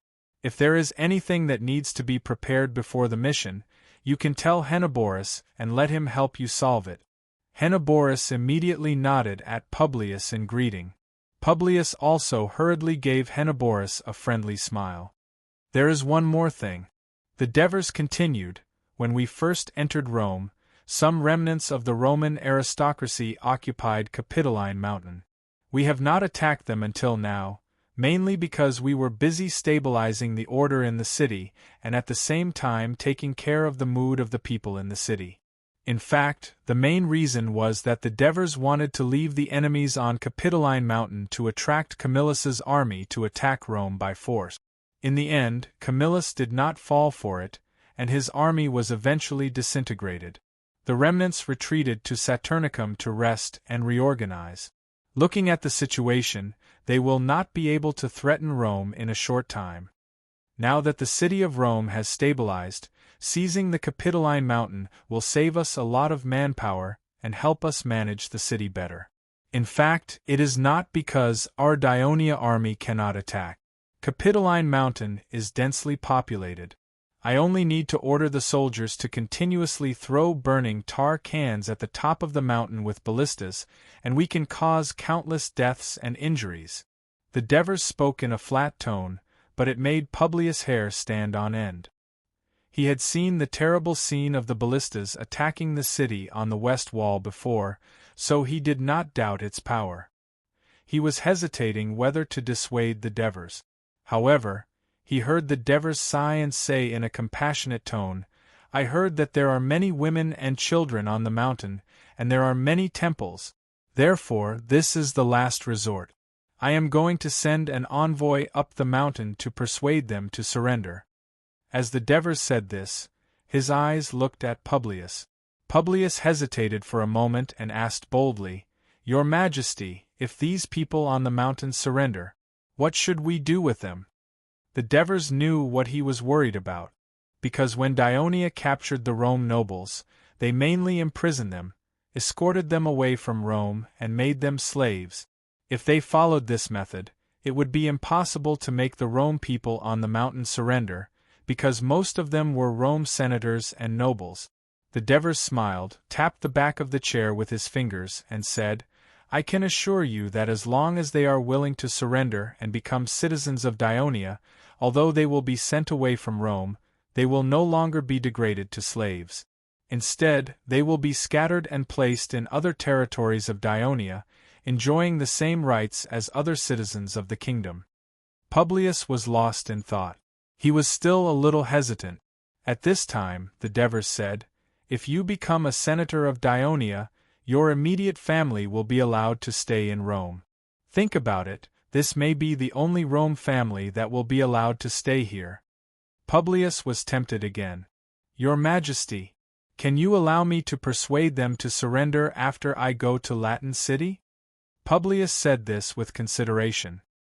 He knew that these senators and nobles on Capitoline Mountain were the most determined group of people to resist. They would not surrender easily. Letting them stay on the mountain for a few more days might reduce the difficulty of persuading them. "Of course," the Devers promised and said happily, "you have boldly taken on these two important matters, which makes me feel a lot more relaxed. Next, let's have a casual chat. You were once a senator of Rome and grew up here. Can you tell me in detail what you think of the city-states and forces around Rome?" Chapter 848. After summoning Publius, the Devers immediately held a military conference. After discussing with the generals, they decided on a strategy to attack the Latin region, which was to attack from the east, then the west, and combine attack with negotiation. Philippi was located on the upper reaches of the Tiber River, only about 13 miles away from Rome. However, it was a town built by the Etruscans.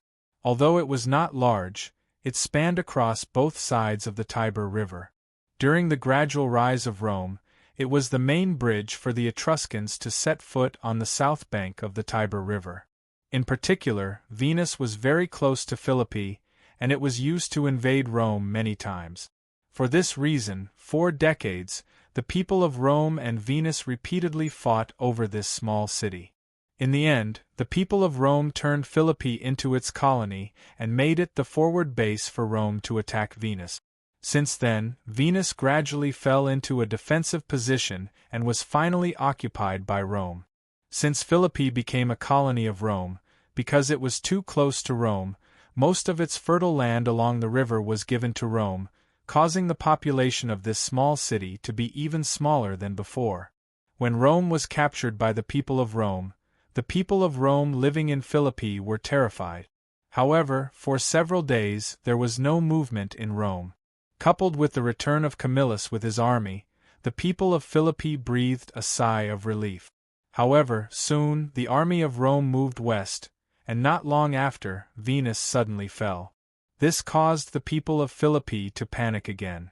A few days later, the allied forces of the Etruscan Rome colony arrived. This included the citizens of Philippi who had been conscripted. Just when the people heaved a sigh of relief, the allied forces that crossed the river suffered a crushing defeat. The people of Fydonia witnessed a large group of Dionia cavalry chasing the fleeing Roman soldiers along the river bank. Many of them knelt down and surrendered, while some jumped directly into the Tiber River and were swallowed by the river in the blink of an eye. Although the victorious Dionysian army did not take advantage of the situation to attack Fydonia, and peace was restored in the following days, the people of Fydonia, who were frightened by the tragedy that day, no longer believed that they were safe. Many people urged them to flee to the Latin alliance in the south, or head west to find Camillus. However, it was difficult to leave one's homeland. The whole city debated for several days, but still couldn't come to a decision. Early in the morning, the sleepy sentries of Fydonia climbed up the city wall. They were shocked when they saw a cloud of dust in the distance, and a huge crowd was surging towards Fydonia. "The enemy is here. The Dionia army is here." Alarms were ringing in the city, and the people were panicking. On the second morning after the military meeting, the Devers sent out an army to attack Fydonia. Most of the Legio III and the Rome Reserve Army moved east along the north bank of the Tiber River. The 2nd Legion, Legio VI, the Lucania Reserve Army, the Mountain Reconnaissance Army, the 1st Cavalry Legion, and a 500-man engineering team moved east along the south bank of the Tiber River. A total of more than 30,000 people attacked Fydonia from the south and the north. The reason why Devers used such a huge army to attack a small city with less than 1,000 soldiers was because he did not care if he was using a butcher's knife to kill a chicken. He hoped to use a swift and violent attack to defeat more enemies in a short period of time, intimidate Latin City, and create a more favorable situation for himself. In order to stabilize the order in the city of Rome, the Devers did not lead the army personally, but appointed a temporary commander-in-chief. However, to the surprise of the generals, the candidate was Printos, the staff officer of the Ministry of Military Affairs. When announcing the candidate, because the First Legion did not participate in the battle, the Legio III commander Lazaro had a good relationship with Printos. Only the commander of the Second Legion, Martones, objected. Printos has never personally commanded an army in battle. He has no experience as a commander, however. Under the Devers' insistence, Martones, who was used to obeying the Devers' orders, had no choice but to reluctantly accept it. With 30,000 people attacking a small city with less than 1,000 soldiers, and the location of the small city was flat, it seemed that it would be easy to capture it. However, that was not the case. 4 decades, as a strategic point of contention between Rome and Venus, Philippi had evolved into a small military fortress. The city walls were tall and thick, and there was a moat. It was easy to defend, but not easy to attack. According to the attack plan, the expedition had to take the city as soon as possible, and they could not afford to be in a stalemate for a long time. In order to repay the trust of the Devers and prove himself, Printos carefully studied the situation of Philippi and the surrounding terrain. He decided to adopt a similar tactic to the one used by the Devers to capture the city of Rome. He asked the engineering team to modify a number of pack wagons to carry 5 fast ships, with many pack beasts and a large number of laborers in charge of transporting them. By land, they avoided the attention of the defenders, bypassed Philippi, and arrived at the low land on the upper bank of the Tiber River. In the face of the Dionia's persuasion to surrender, the people of Philippi neither agreed nor objected. They only said that they would consider it. How could Printos allow them to delay? He immediately gave the order to attack the city. Under the order, the army of Dionia launched a strong attack on Philippi from the south and north. While the defenders of Philippi were resisting the Dionia's attack, more than 200 fully armed scouts rowed 5 fast ships and rushed down from the upper river. When they passed by Philippi, they were stopped by a pontoon bridge that spanned across the river. They almost broke the pontoon bridge. The Tiber River to the east of Philippi was rapid. Not only was it impossible to swim, but it was also very difficult to drive a raft. In addition, the towns along the river to the east of Philippi, except for Crustumerium, which was a colonial city of Rome, were all the territories of the Sabines. This mountainous race had never seen the sea, nor did they know how to build ships. In fact, most of their people did not even know how to swim. Therefore, the Fedonians had never encountered an attack from the upper reaches of the Tiber River. However, they had never dreamed that the Dionians would have the whimsical idea of spending a huge amount of manpower to transport ships from the land to the upper reaches of the Tiber River. When the scouts climbed up the pontoon bridge and began to attack the southern city of Philippi, the panicked Philippi squeezed out less than 100 soldiers from the top of the city wall and rushed to the bridge to stop them. When they arrived, some of the scouts had already set foot on the land in the southern city. They immediately launched a fierce attack on the Philippi soldiers who had rushed over, causing chaos among the Philippi soldiers who were trying to get into formation.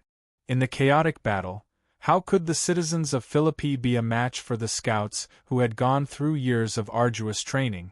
Not long after they were defeated, the southern city was breached. Soon, the isolated north city surrendered as well.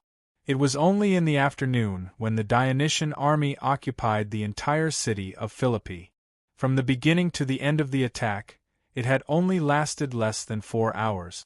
Printos's commanding ability had initially gained the recognition of the generals and soldiers. The Dionysian army had previously occupied Rome. Now that they had the passage to the upper river, they had completely cut off the communication between the people of Rome and the north bank of the Tiber River. After resting for a day in Philippi, the Dionysian army moved east again the next day. Their goal was Crustumerium, the last colonial city in the eastern part of Rome.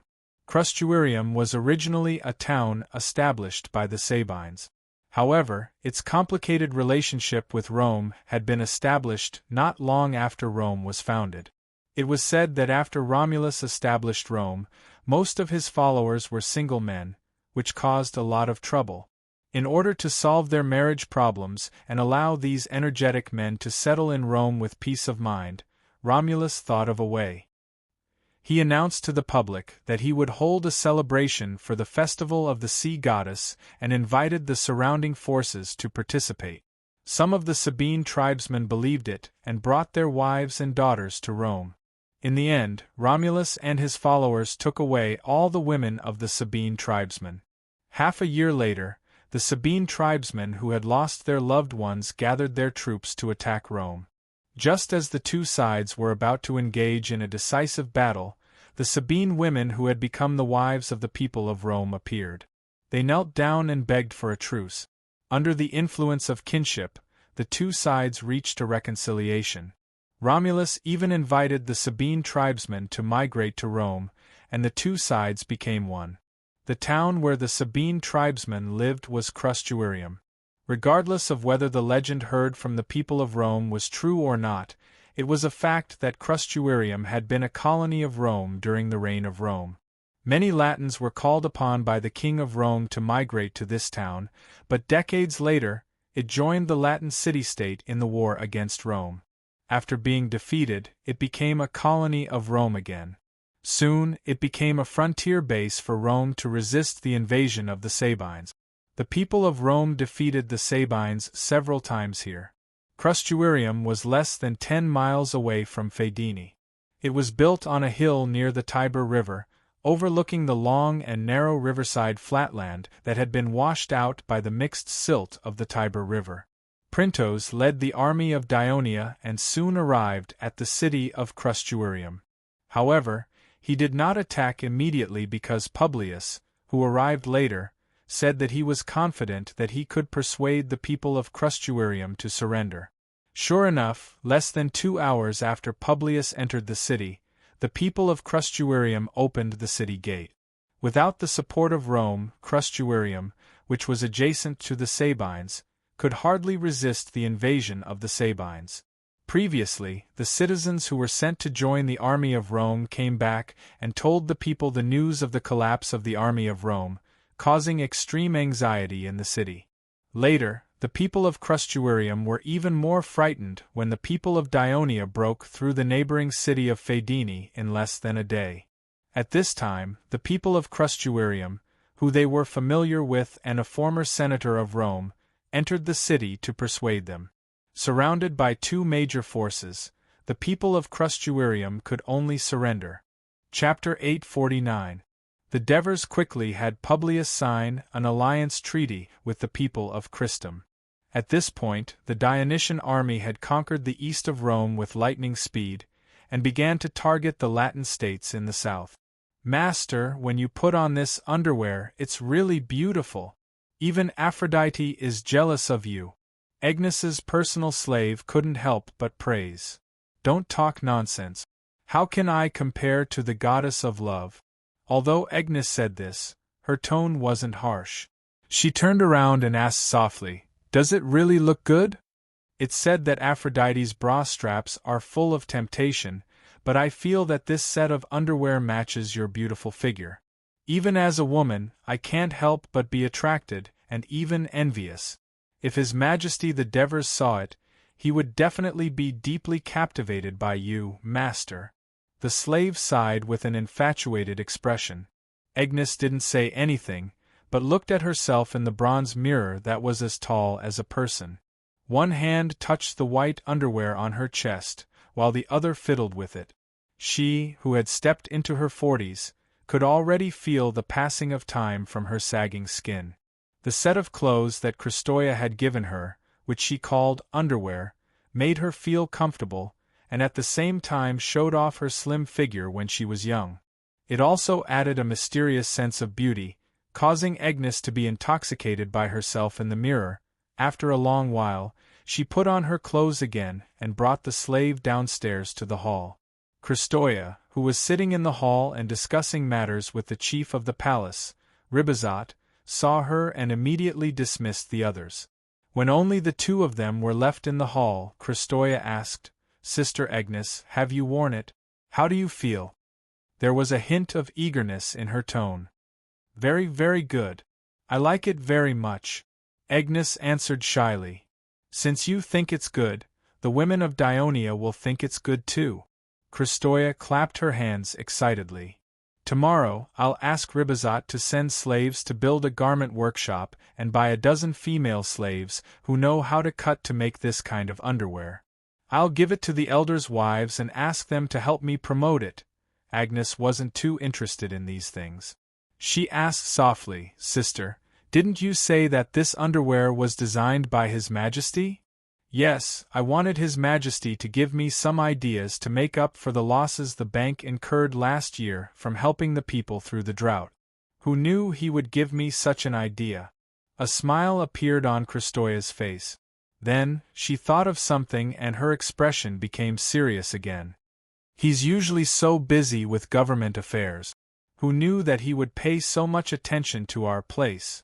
At this point, Christoia gritted her teeth and pulled Agnes's hand. She said intimately, "Sister, you and I have to keep a close eye on His Majesty. We can't let him have an affair outside. Perhaps Hades gave His Majesty a hint." Agnes defended the Devers softly. "Hades isn't a god who likes to pay attention to such things." Christoia also softly criticized the kingdom's protector. She then said seriously, "Sister, we're all starting to get old. We need to learn to dress ourselves better so that His Majesty's gaze will always be on us." Agnes nodded lightly and squeezed Christoia's hand tightly.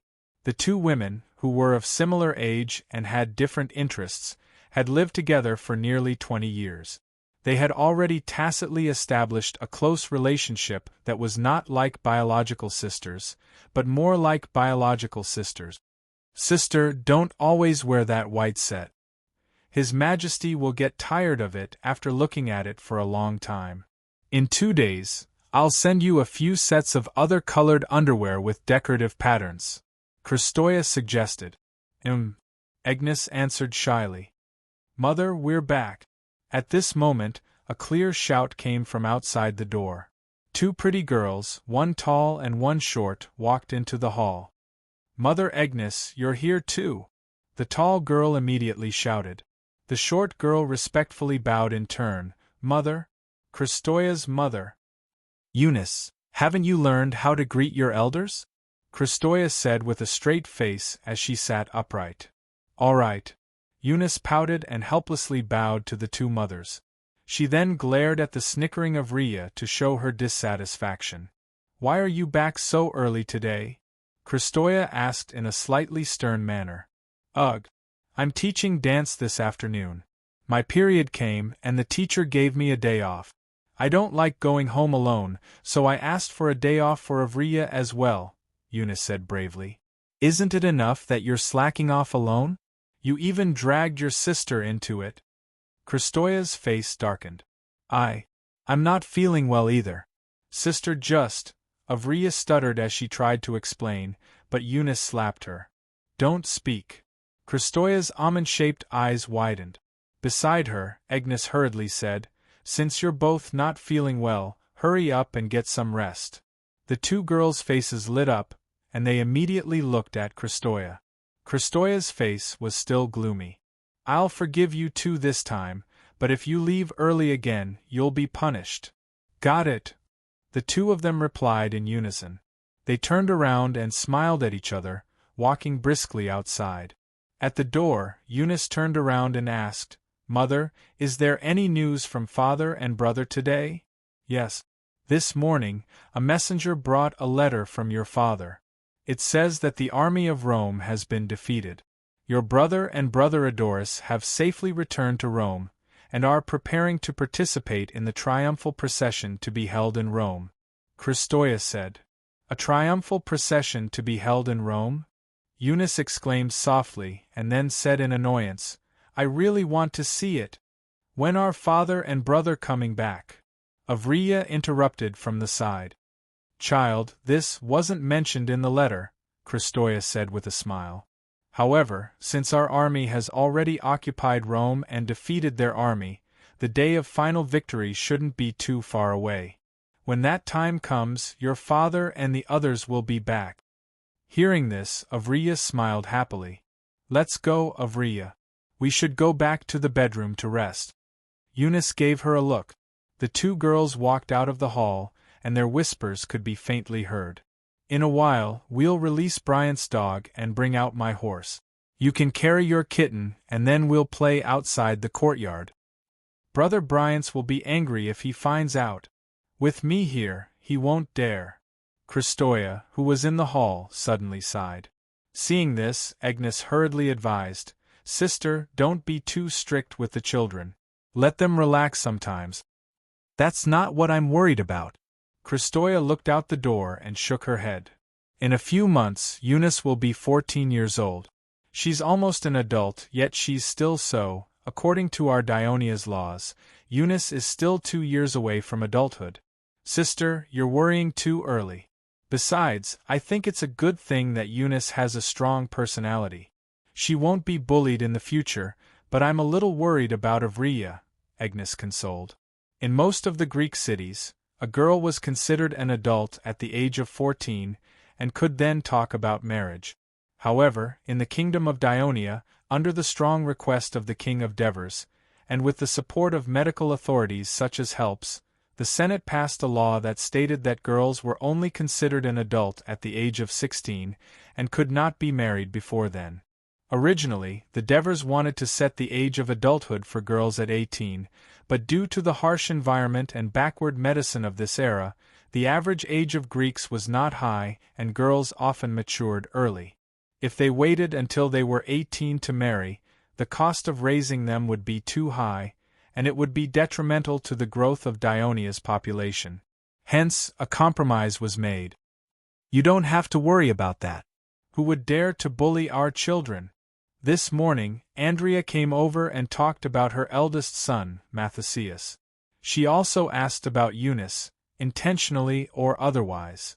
Kristoya raised her eyebrows slightly and turned her head to look at Agnes, saying softly, This morning, Andrea came over and mentioned her eldest son, Matthesius.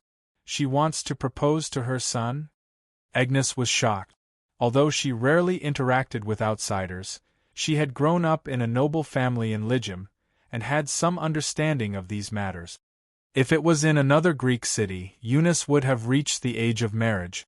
Andrea wanted to give me a heads-up, and I pretended not to know and didn't give her an answer. I reckon it won't be long before more people mention this to me. Kristoya shrugged helplessly. Sister, you don't have to worry too much.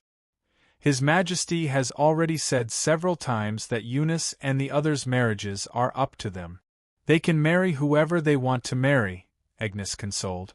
Both she and Kristoya had a deep understanding of the traditional Greek marriage system. Back then, Kristoya had been given to the Persia prince, Cyrus, as a concubine, while Agnes had been sent to Thurii. Both had been decided by their fathers, without consulting them at all. Fortunately, things had turned out well. Of course, Agnes didn't want her children to follow in their footsteps. She welcomed the Devers' decision. Sister, it's not that simple.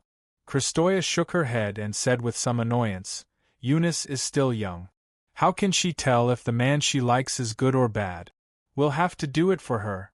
Besides, if she really marries an ordinary commoner, what would the wives of the senators and ministers of Dionia think? What would their children think? I'm afraid that this ordinary son-in-law will face great pressure in the kingdom in the future. Will he still treat Eunice well then? You have to consider these things carefully. Chapter 850. Agnes disagreed. Sister, you're thinking too much. I think it's fine as long as Eunice really likes it. You make it sound so easy. When Olivia comes of age, it'll be your turn to worry. Kristoya rolled her eyes, then stretched and said, I'm going to the bathroom to take a bath and relax. When the children are back, it'll be dinner time. Do you want to go together? I have a few sets of underwear in other colors and shape. You can try them on and see if they fit. All right. Agnes stood up. Bathing had become a daily habit for the people of Dionia, but the hot springs were a little far from Turii. The royal family could not go there frequently, and it was not safe either. Hence, the Devers had someone build a bathroom in the house. Two elegant middle-aged women chatted and laughed as they walked out of the hall. Dusk came. In the Senate of Dionia, the meeting had ended, and the senators walked out in groups of 2s and 3s. Today, the Senate had received the good news of, the army led by the Devers has won consecutive victories in the Latin region. Abenalum has applied to become a free city of Dionia. Of course, this was mixed with the bad news of, the Samnite army has raided the Campanian region, and Naples has urgently asked for help from Dionia.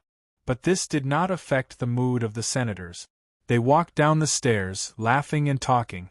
The 5 presidents of the Senate who walked slowly behind were still discussing some issues.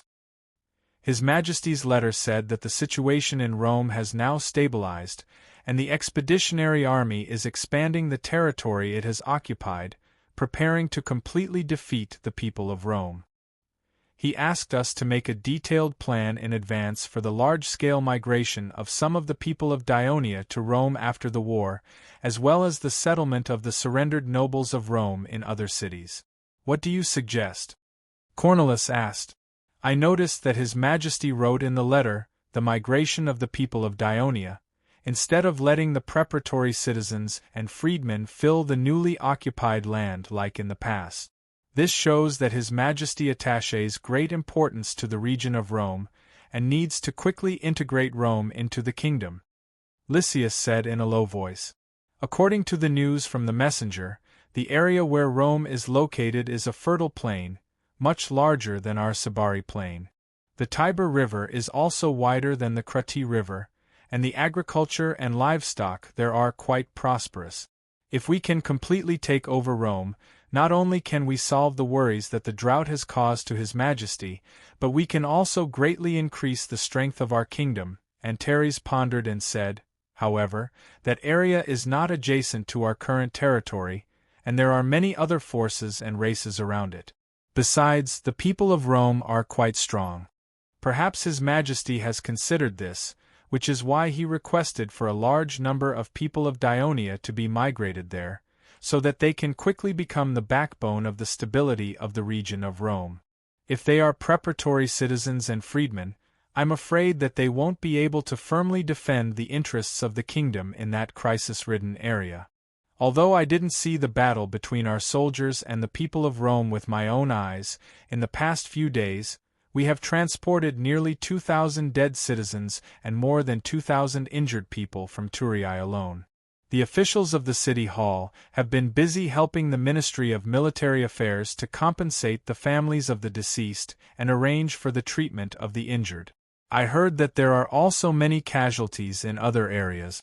It seems that the people of Rome are quite fierce. Lysias said in a heavy tone. Do you still remember that His Majesty said that he wanted to migrate the people to the Campania region? At that time, he had already decided to migrate some of the young citizens of Lucania municipality. Both Hemont and I had already made the plan, but it was a pity that we had to stop it because of Carthage's participation in the war. This time, we can move them to Rome, Vespa suggested. I say, Vespa, don't just keep your eyes on Lucania municipality, Sidorum retorted. After rebuking Vespa, Sidorum reminded, how many citizens can move out of Lucania? I'm afraid it's less than 10,000, but His Majesty said that apart from the civilians who have surrendered to Rome, the land of Rome alone can accommodate another 200,000 to 300,000 people. There are also towns like Venus, Ostia, and Casrella. Besides, His Majesty also said that the nobles of Rome who have surrendered to him will be scattered in other cities. Why don't we move some of the citizens of the cities to Rome? The empty space will be able to accommodate the people of Rome. Isn't it very convenient? What Sir Sidorum said is a good idea. Antares took over the conversation, however, considering that the City Hall of Rome has just been established. its ability to deal with government affairs is not strong yet, and the people of Rome still need time to adapt to us. We can migrate to Rome several times. Each time, we will migrate a small number of citizens to avoid major chaos. In addition, the citizens who are going to Rome cannot be all young. There must be middle-aged and elderly citizens, so that the established community can be stable. Also, the majority of the citizens who are going to Rome should be citizens of Greek descent. Speaking of this, Antares saw that Vespa and Sidorum were unhappy, so he quickly explained, "I don't mean to discriminate against other ethnic groups. I'm just doing this to allow the civilians of Rome to integrate into the kingdom as soon as possible. Antares' suggestion is very reasonable. We need to consider it seriously." Cornelis praised his young colleague. And then solemnly said, "Everyone, this is the first time we have migrated the official citizens of the kingdom. You must know that they are not preparatory citizens or free people. They have all the rights granted to them by the law of the kingdom. They have their own land and are living well in the existing towns. How can we make them go to Rome willingly? How can we make them satisfied with their new place of residence? These are the problems that give us the biggest headache." "I don't think this is a problem," Antares said disapprovingly. "What the citizens of the kingdom are most worried about is not leaving their hometown and settling in a strange place. They are afraid of living too peacefully, because it means that they will not be able to gain the opportunity to gain merit through war and adventure, increase their wealth, and get a quick promotion in status. In Rome, they can be given many such opportunities. Before the war with Rome, so many officials took the risk and chose to go with His Majesty. Wasn't it because of this reason? Now that ordinary citizens can get such an opportunity, I believe they will also be eager to participate."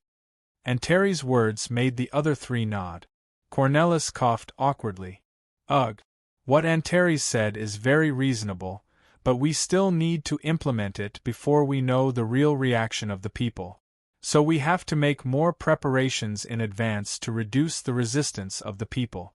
For example, we need to make detailed arrangements for the relocation of the citizens' land, the transportation of the citizens' belongings, the distribution of the new houses, and the disposal of the old houses. It seems that next time, we need to call Bucos, Minister of Agriculture, and Raphias, Minister of Household Registration, to discuss this matter, and then come up with a preliminary plan, and then submit it to His Majesty for review," Lucius said. "I think we can let the town hall of each town publicize the benefits of settling in Rome first," Antares suggested enthusiastically, but before he could finish his words, Felicius' voice came from behind him. "Master Cornelis, you're a good man. Lord Lucius." Cornelis looked back and saw Helos, Felicius, Alpines, and Hieronymus, the 4 elders of the Ministry of Military Affairs, walking towards him. He was a little surprised. "What's the matter?" Felicius looked at Helos. Military Affairs Minister Helos said, 5 rotating presidents. Today, the Senate unanimously rejected the unreasonable request of the Samni emissary to exchange the Campanian captives for their captives. This is in line with His Majesty's promise after the Grum incident, but I'm afraid it's not enough to just reject it. We still need to rescue the Campanian alliance that is being attacked by the Samni. After all, it is our ally. The rescue of Naples should be the main topic of discussion tomorrow," Cornelis said with a frown. "Now, His Majesty is leading most of the army to attack Rome from the north, and we are at war with Carthage in the south. Alexis is stationed in Apulia to prevent the Samni from attacking and other forces. As far as I know, all the legions in the kingdom are already in a state of war, and even the 7th Legion is ready to go south to Sicily at any time. His Majesty has repeatedly instructed us not to act rashly. Now that you are talking about this matter, I would like to ask you first, how are you going to rescue Campania? Are you going to transfer the 9th or 10th Legion?" Although Antares had a little dispute with Cornelis just now, He continued Cornelis's words and continued to ask questions. The distance from Apulia to Campania is long, and transportation will be difficult. The pressure on the transportation of military supplies will increase. Moreover, who knows if the cunning Samani is deliberately luring us to transfer the army from Apulia so that they can raid the Downey area again. After all, our army will have to take a detour, but they can go straight through the mountains. Not the army from Apulia, Helos said with certainty. We hope that the Senate can pass a resolution to let the free city of Potentia immediately form an army to support the kingdom in the war against the Samani. Potentia? The 5 rotating presidents were a little surprised. It was no wonder that they did not think of it. For more than a decade, the Potentia area had maintained a stable and close relationship with Lucania municipality. Trade, people coming and going, religion spreading, everything developed rapidly without any hindrance. Moreover, the people of Potentia were never absent from the various celebrations and competitions in the kingdom. Therefore, not only the ordinary people of Dionia, but also most of the senators subconsciously regarded Potentia as part of Lucania municipality, forgetting that it was actually just a free city of the kingdom. At this time, the military training officer, Hieronymus, said, according to the statistics of our Ministry of Military Affairs, if Potentia carries out a full recruitment, it can form an army of about 20,000 people. Therefore, Potentia can send at least 10,000 reinforcements. Chapter 851. In recent years, the relationship between the Samani people and the Kingdom of Dionia had gradually deteriorated. The Cautini people continued to invade the Campania region, and the Hilpini people were advancing towards the Abenelum. All of these had alerted the great leader of Potentia, Borit. However, in the past 10 years, due to the safety of the surrounding environment, the people of Potentia had gradually become wealthier. The young people of Potentia had never encountered a war, and even the older generation was unfamiliar with combat skills. Therefore, he had made an unexpected decision. He invited the Ministry of Military Affairs of Dionia to send military trainers to be stationed in Potentia for a long time to train the young people of Potentia. Therefore, the Ministry of Military Affairs had accurate data on the war potential of Potentia. Several chairmen looked at each other and immediately reached a consensus. After all, they could use unexpected help and achieve their goal without consuming too much of the kingdom's strength. Why not? As for whether Potentia would agree, they had never considered it at all because the relationship between the two sides was too close. Moreover, according to the agreement, this was also an obligation of Potentia. Therefore, Vespa asked directly, after requesting Potentia to participate in the war, where will the army they build belong to? Although Potentia was a free city of the Kingdom of Dionia, it was still semi-independent. According to the laws of Dionia, the army of Potentia did not have the right to carry out military operations independently. It must be integrated into the army of Dionia and be commanded by a general of Dionia. This was to ensure the safety of the territory of Dionia and prevent some accidents from happening. The army formed by Potentia will be commanded by Xantiparis, the reserve army commander of Lucania, Helos replied. When Vespa heard that the commander was Xantiparis, he breathed a sigh of relief. Based on his understanding of the generals of Dionia, Xantiparis was a veteran who did things steadily. He would not disregard the casualties and fight the Samani people head-on. Although Potentia was not fully incorporated into the Kingdom of Dionia, Vespa had already regarded it as a part of Lucania municipality. Of course, he did not want the people there to suffer heavy casualties. Tomorrow, when the Senate meeting begins, we will first propose this issue. Once the resolution is passed, immediately send a messenger to Potentia to inform Borat. Cornelis said solemnly, the elders hope to pacify the Simonians as soon as possible and return peace to the northern border of Dionia. Thank you, sirs. We will do our best. Helos replied solemnly. Vespa wanted to ask about the general battle plan of the Ministry of Military Affairs against the Simonians, but he swallowed his words. After all, the Senate did not interfere in the affairs of the Ministry of Military Affairs, which was a rule set by the King of Devers a long time ago. He did not want to violate this taboo. After Helos and the rest separated from the chairman, they looked a little more relaxed. Felicius said excitedly, "As long as the resolution is passed by the Senate tomorrow, Potentia will send out their army, and we can solve the problem of the Simonians." Yes, the Simonians' ambush on the Campania alliance and the Abenelum's initiative to submit to the kingdom of Potentia. These two things together provide us with an opportunity to attack. As long as the army of Potentia goes north to meet up with the Abenelum, we can launch an attack on the Samni Mountains.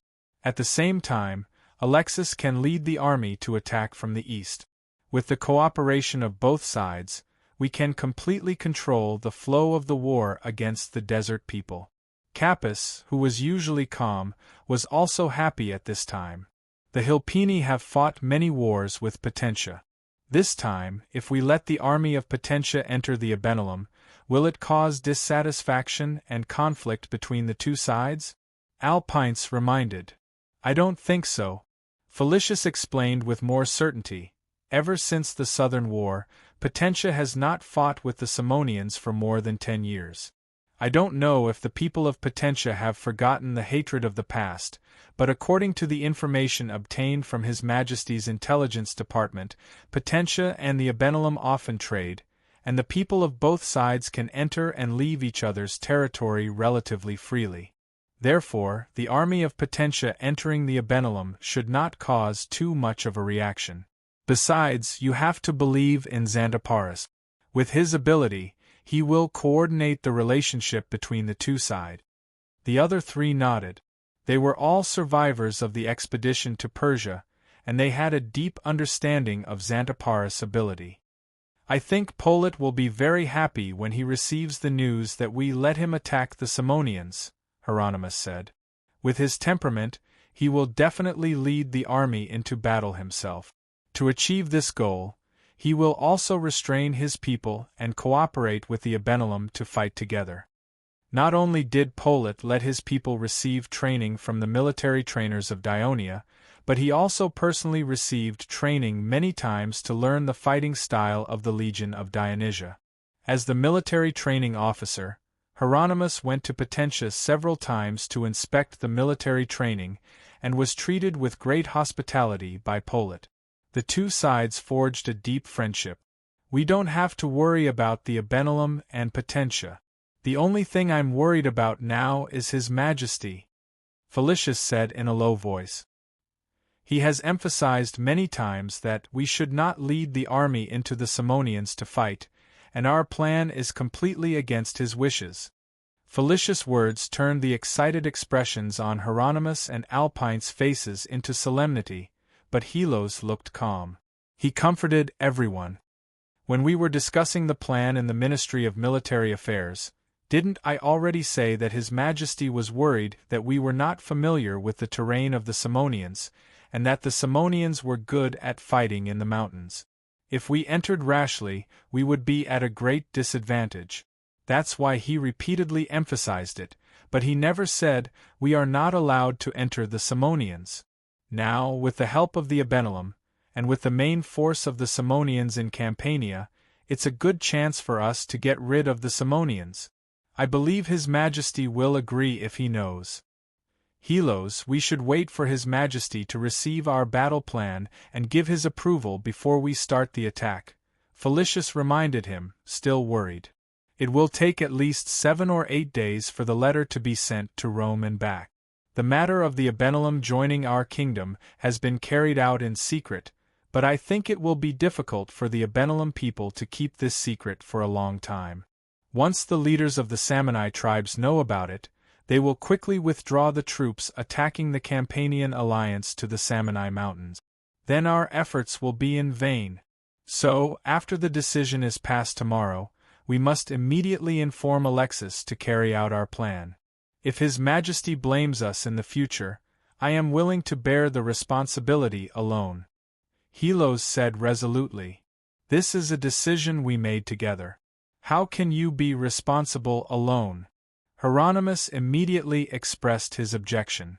Yes, if His Majesty wants to blame someone, he should blame all the officers of the Ministry of Military Affairs. Felicius also expressed his opinion. Just as Alpinus was about to speak, he caught a glimpse of someone rushing over from the front. He immediately said, "Helos, isn't that your clerk?" "Sir Helos." "Sirs."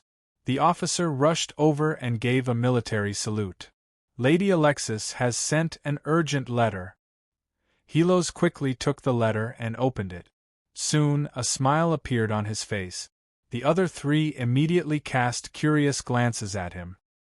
Helos looked at Felicius and the others, raised the letter in his hand, and said excitedly, "Alexis wrote this letter immediately after receiving the news that the Abenelum requested to merge with the kingdom of Dionia.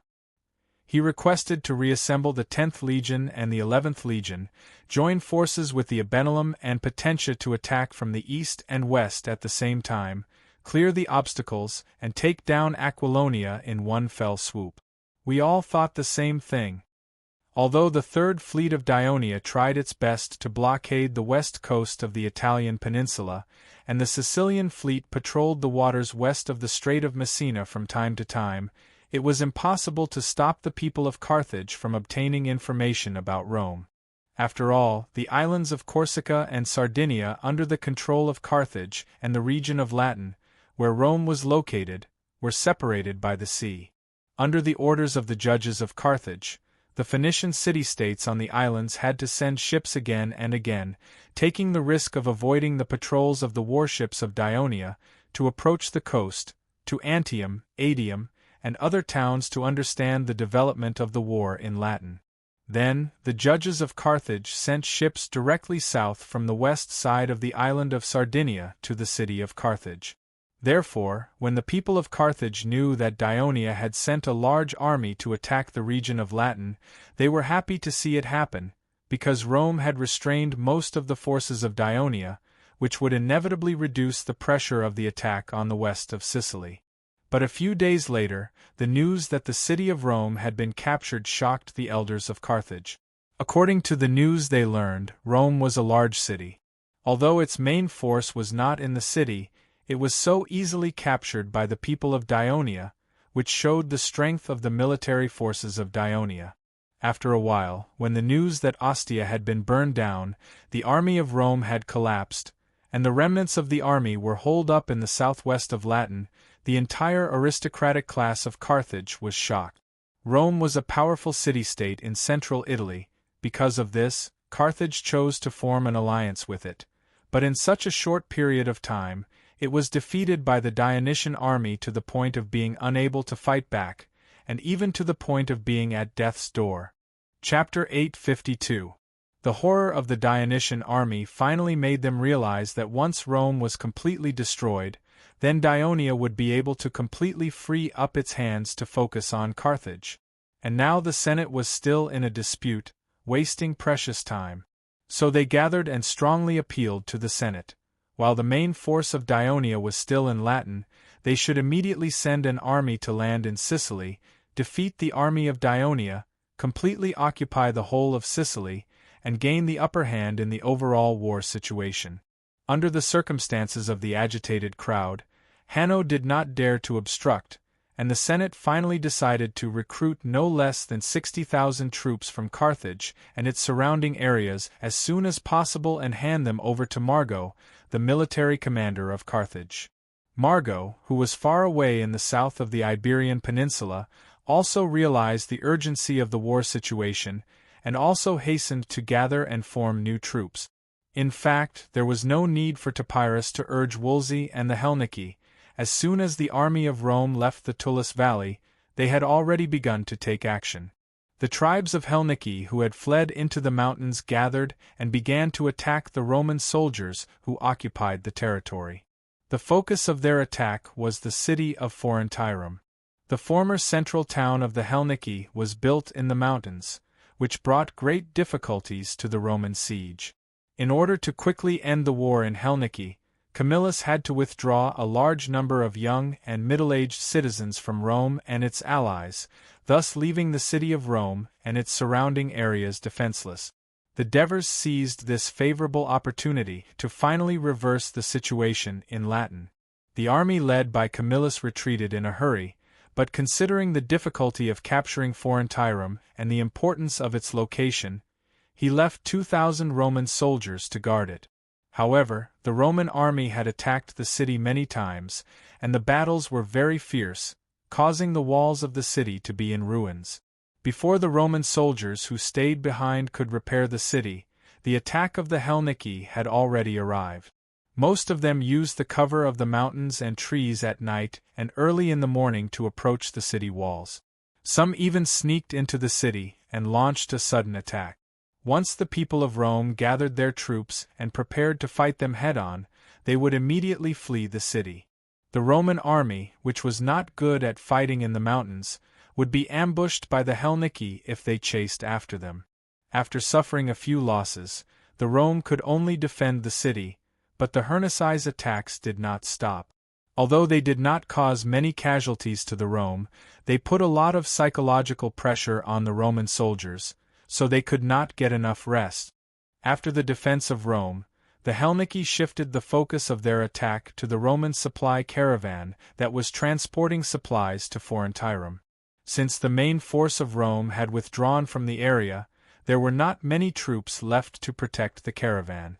As a result, the supply caravan was repeatedly attacked by the Helnici and could not be delivered to Forentyrum. The food supply was decreasing day by day, weapons could not be replenished, and the Roman army was constantly attacked by the Helnici. Without reinforcements, the Roman army lost confidence. On the day that the army of Rome was forced to disband, the Roman army also chose to retreat from Forentyrum. After retreating, the Roman soldiers discovered that Forentyrum was not the only city that was being attacked by the Helnici. The other Helnici towns were also being attacked to varying degrees, especially the small barracks built along the river. Due to their small number of soldiers and weak defenses, they became the main targets of the Helnici. The Roman army had already seen several burnt barracks on the way back. Other surviving barracks and the defenders of the neighboring towns joined the retreating army. The army kept retreating to the north and finally retreated to the city of Signia near the Latin alliance's Tularium, giving up most of the Helnici land that they had painstakingly occupied. The Volsci, on the other hand, began to gather their warriors after the Daionia army attacked Rome and the Roman army stationed in the southwest went to rescue them. They wanted to recapture the territory occupied by the Roman army. However, unlike the Helnici, Rome had already colonized the three Volsci towns of Antium, Saturnicum, and Villette, as well as the surrounding territories. The new residents of Rome naturally resisted with all their might. The Volsci, who had been severely weakened after many wars, could only muster about 6,000 warriors. They also lacked siege weapons. They attacked Antium several times, but they were all repelled. They were unable to recapture their towns. When they learned that the Roman army was stationed in Saturnicum again, they had no choice but to retreat. Therefore, when the Volsci leaders met Topyrus, they all asked for the strong support of their ally, Daionia. Topyrus promised them that as long as the Volsci cooperated fully with His Majesty the King of Devers, Daionia would definitely help the Volsci regain all their territories. Therefore, the Volsci listened to Topyrus' suggestion and changed their attack strategy. They no longer attacked the territories of Antium and Saturnicum head-on. Instead, they retreated their main force from Astura, which was very close to Antium, to Caesia, and waited for an opportunity to strike. Gabii, the most important city in the eastern part of Latin, was located about 30 miles southeast of Rome, not far from the west bank of the Rio River, a tributary of the Tiber River. It had become an ally of Rome decades ago and had never betrayed Rome, but this time, its loyalty to Rome was tested. As an emissary of Daionia, Publius came to Gabii, hoping that it could break away from the Latin alliance of Rome and form an alliance with the kingdom of Daionia. The Senate of Gabii debated the matter for a day. In the end, the Gabii nobles were worried about the way Dionia dealt with the nobles of Rome, so they rejected Dionia's request and drove Publius out of the city. At the same time, they sent people to the west to ask Camillus for help. Sure enough, on the next day, the army of Dionia appeared under the city of Gabii. It was still under Printos's command. It was still the 2nd Legion, Legio VI, the Lucania Reserve Legion, the Rome Reserve Legion, the 1st Cavalry Legion, and an engineering team of 500 people, totaling more than 30,000 people. The Gabii closed the 4 gates tightly. All the young and strong citizens in the city were armed with spears and went to the top of the city, ready to defend against the attack of the Dionia. However, Printos did not immediately order an attack. Instead, he ordered the soldiers to start building the camp. In the early morning of the next day, Camillus, who had received the news, led 12,000 Rome soldiers and rushed to Tustran. Tustran was located to the north of Lake Albalonga, on the edge of Tustran Mountain, about 40 miles south of the city of Rome. Since Albalonga was destroyed by Rome, it had become the most important city in the central part of the Latin region. Most of the Latin city-states and tribes in the eastern, central, and western part of the Latin region also responded to Camillus's call and sent their troops to gather in Tustran. Thus, the number of troops in Camillus's hands soared to 21,000. In the Rome camp outside Tustran, the generals of Rome were gathered in a large tent to discuss the current war situation and the next military plan. At this time, the dictator of Rome, Camillus, was different from the high-spirited image he had when he conquered Ferentinum. His face was sallow, and his skin was loose and drooping. His whole body was leaning against a wooden chair, and there was a servant standing on both sides of the wooden chair, ready to support him at any time. He closed his eyes and listened to the report about the enemy. These days, the Dionysian army has been building the camp and has not attacked Gabii city. However, they are constantly bombarding the walls of Gabii city with ballistae. The Gabii have sent a messenger to ask us for help again. Sir Dictator, the Dionysian army has not attacked the city for the past few days, but they have been building a camp. Furthermore, the camp was built on the west side of Gabii city. They are obviously guarding against us, Meges said in a deep voice. We have led the army to Tustran, and the momentum is too big. We can't hide it from the people of Dionia. It's normal for them to be on guard. According to the report of the cavalry scouts, the Dionysian army outside Gabii city has tens of thousands of people, and we also have to pay attention to the army of Dionia in Rome. Before Licinius could finish speaking, he heard Quintus shouting angrily, "Just because Dionia has a lot of people, and because they are not attacking the city, we should not attack and even retreat? Licinius, are you afraid? You should not stay here. You should be like the civilians of Rome and surrender to the people of Dionia." Enough, Quintus, watch your words. Sir Dictator has repeatedly reminded us that we are now in a difficult situation. We must unite to defeat the people of Dionia and retake Rome. Aulus reminded loudly. Quintus snorted and stared at Licinius, but he did not speak. Licinius simply turned around and looked out of the tent. At this time, Camillus opened his eyes. Compared to his weak voice, his eyes seemed much more spirited. I sent someone to inform the army that stayed in Signia to come here and meet us. How is it going? They are already on their way, Lucius said with a trembling voice. Chapter 853. The indifferent expression on Camillus's face did not change. He turned his head and asked, "Titus, what do you think about the current situation of the war?" "Mr. Dictator." Titus looked solemn. He looked at the others, hesitated for a moment, and then said, "I think this may be a conspiracy of the Dionia." As soon as these words came out, the other generals were surprised. Only Camillus remained calm. Titus explained with a worried look, "Previously, we sent reinforcements under the repeated pleas of the messenger from Gabii city. Now that the troops of the Latin alliance have gathered here, The Dionia have not launched a large-scale attack on Gabi City. Instead, they are building and fortifying their camp. It looks more like they are waiting for us to attack. If the Dionia do not attack Gabi City, it is likely to lead to a long stalemate. The situation will be disadvantageous to us because the generals and soldiers of the Latin Alliance will be dissatisfied with us. If we choose to attack directly, the Dionia only need to defend their camp, and we will be at a disadvantage. Don't forget the painful lesson they taught us when they attacked Ostia.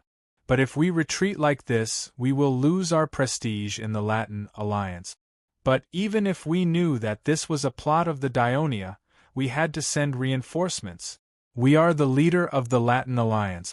According to the Covenant, we have the responsibility to protect their territory. In the current predicament, we can't lose the trust of these allies. Camillus sighed. The indifferent expression on his face made the generals unable to see the fluctuations in his heart. Since the Dionia launched a large-scale attack on the Latin region, the army led by him had been in a passive position. In fact, they had not fought the Dionysian army head-on, but they had already fallen into today's predicament. The king of Dionia was really a terrible person. Since the Dionia want us to take the initiative to attack, then we will attack, but we must hold back. Camillus finally said, Your Majesty, the army of the Rome has been dispatched. Quick! Inform Amintas, Olivers, Leds, and Cusius to gather their legions and await my orders. Prepare to attack at any time. Yes, Your Majesty. Also, send horses to inform Prinister and Hygnia. Generals, Rome's army has left Tustran and is coming for us. Printos's words made the legion commanders happy. This big fish has finally taken the bait. Our hard work over the past few days has not been in vain. Trotyras said excitedly. This time, we will return the humiliation of being forced to retreat in Ostia. Matones was full of pride. It's best if we can keep the Roman army here. That way, the battle will be easier. Epicthenes, the temporary commander of the reserve brigade, had a bigger appetite and thought further. Captain Sextus, do you have any suggestions? Printos looked at the only commander in the tent who was silent.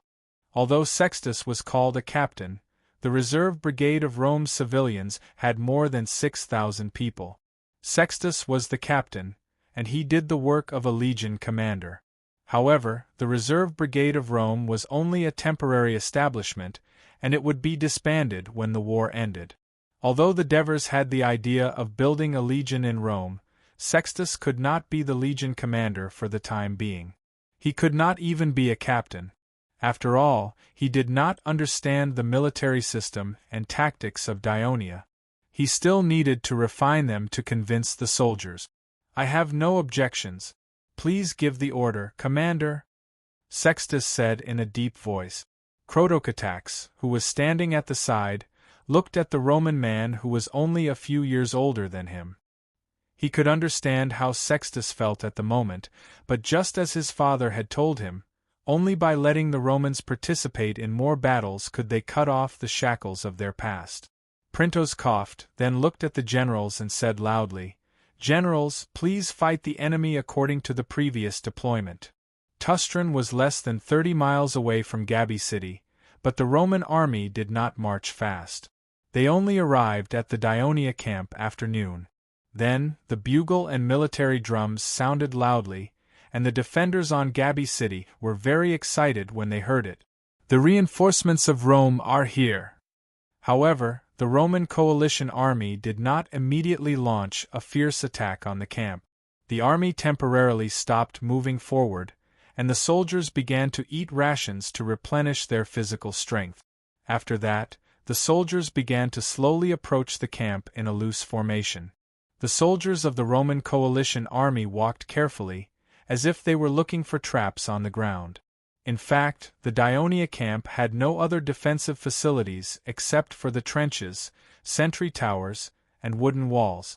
At the back of the army, the temporary commander, Titus, repeatedly told his scouts, "Ask your men to keep their eyes open. Once they find any abnormalities around the battlefield, report immediately, especially in the direction of Rome. Half an hour later, the soldiers of the Roman coalition army approached the trenches, and the attack on the camp began. Inform all troops to get ready to leave the city. The Devers on the south wall of Rome gave the order. Your Majesty, the messenger sent by Printos just now said that the attack of Rome is not fierce, and they did not put their main force into the attack. Should we wait a little longer? Tormid reminded. It has been so long since the beginning of the attack of Rome. If we wait any longer, I'm afraid it will still be the same. The Devers said with a firm look. Besides, they have already started to take action. They may be noticed by Rome at any time.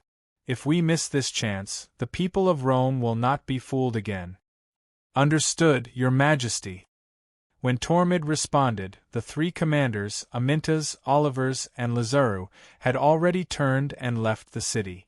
The Devers looked at the last commander beside him and said solemnly, Georges, the safety of the city is in your hands. You have to assist the assists to control the city of Rome.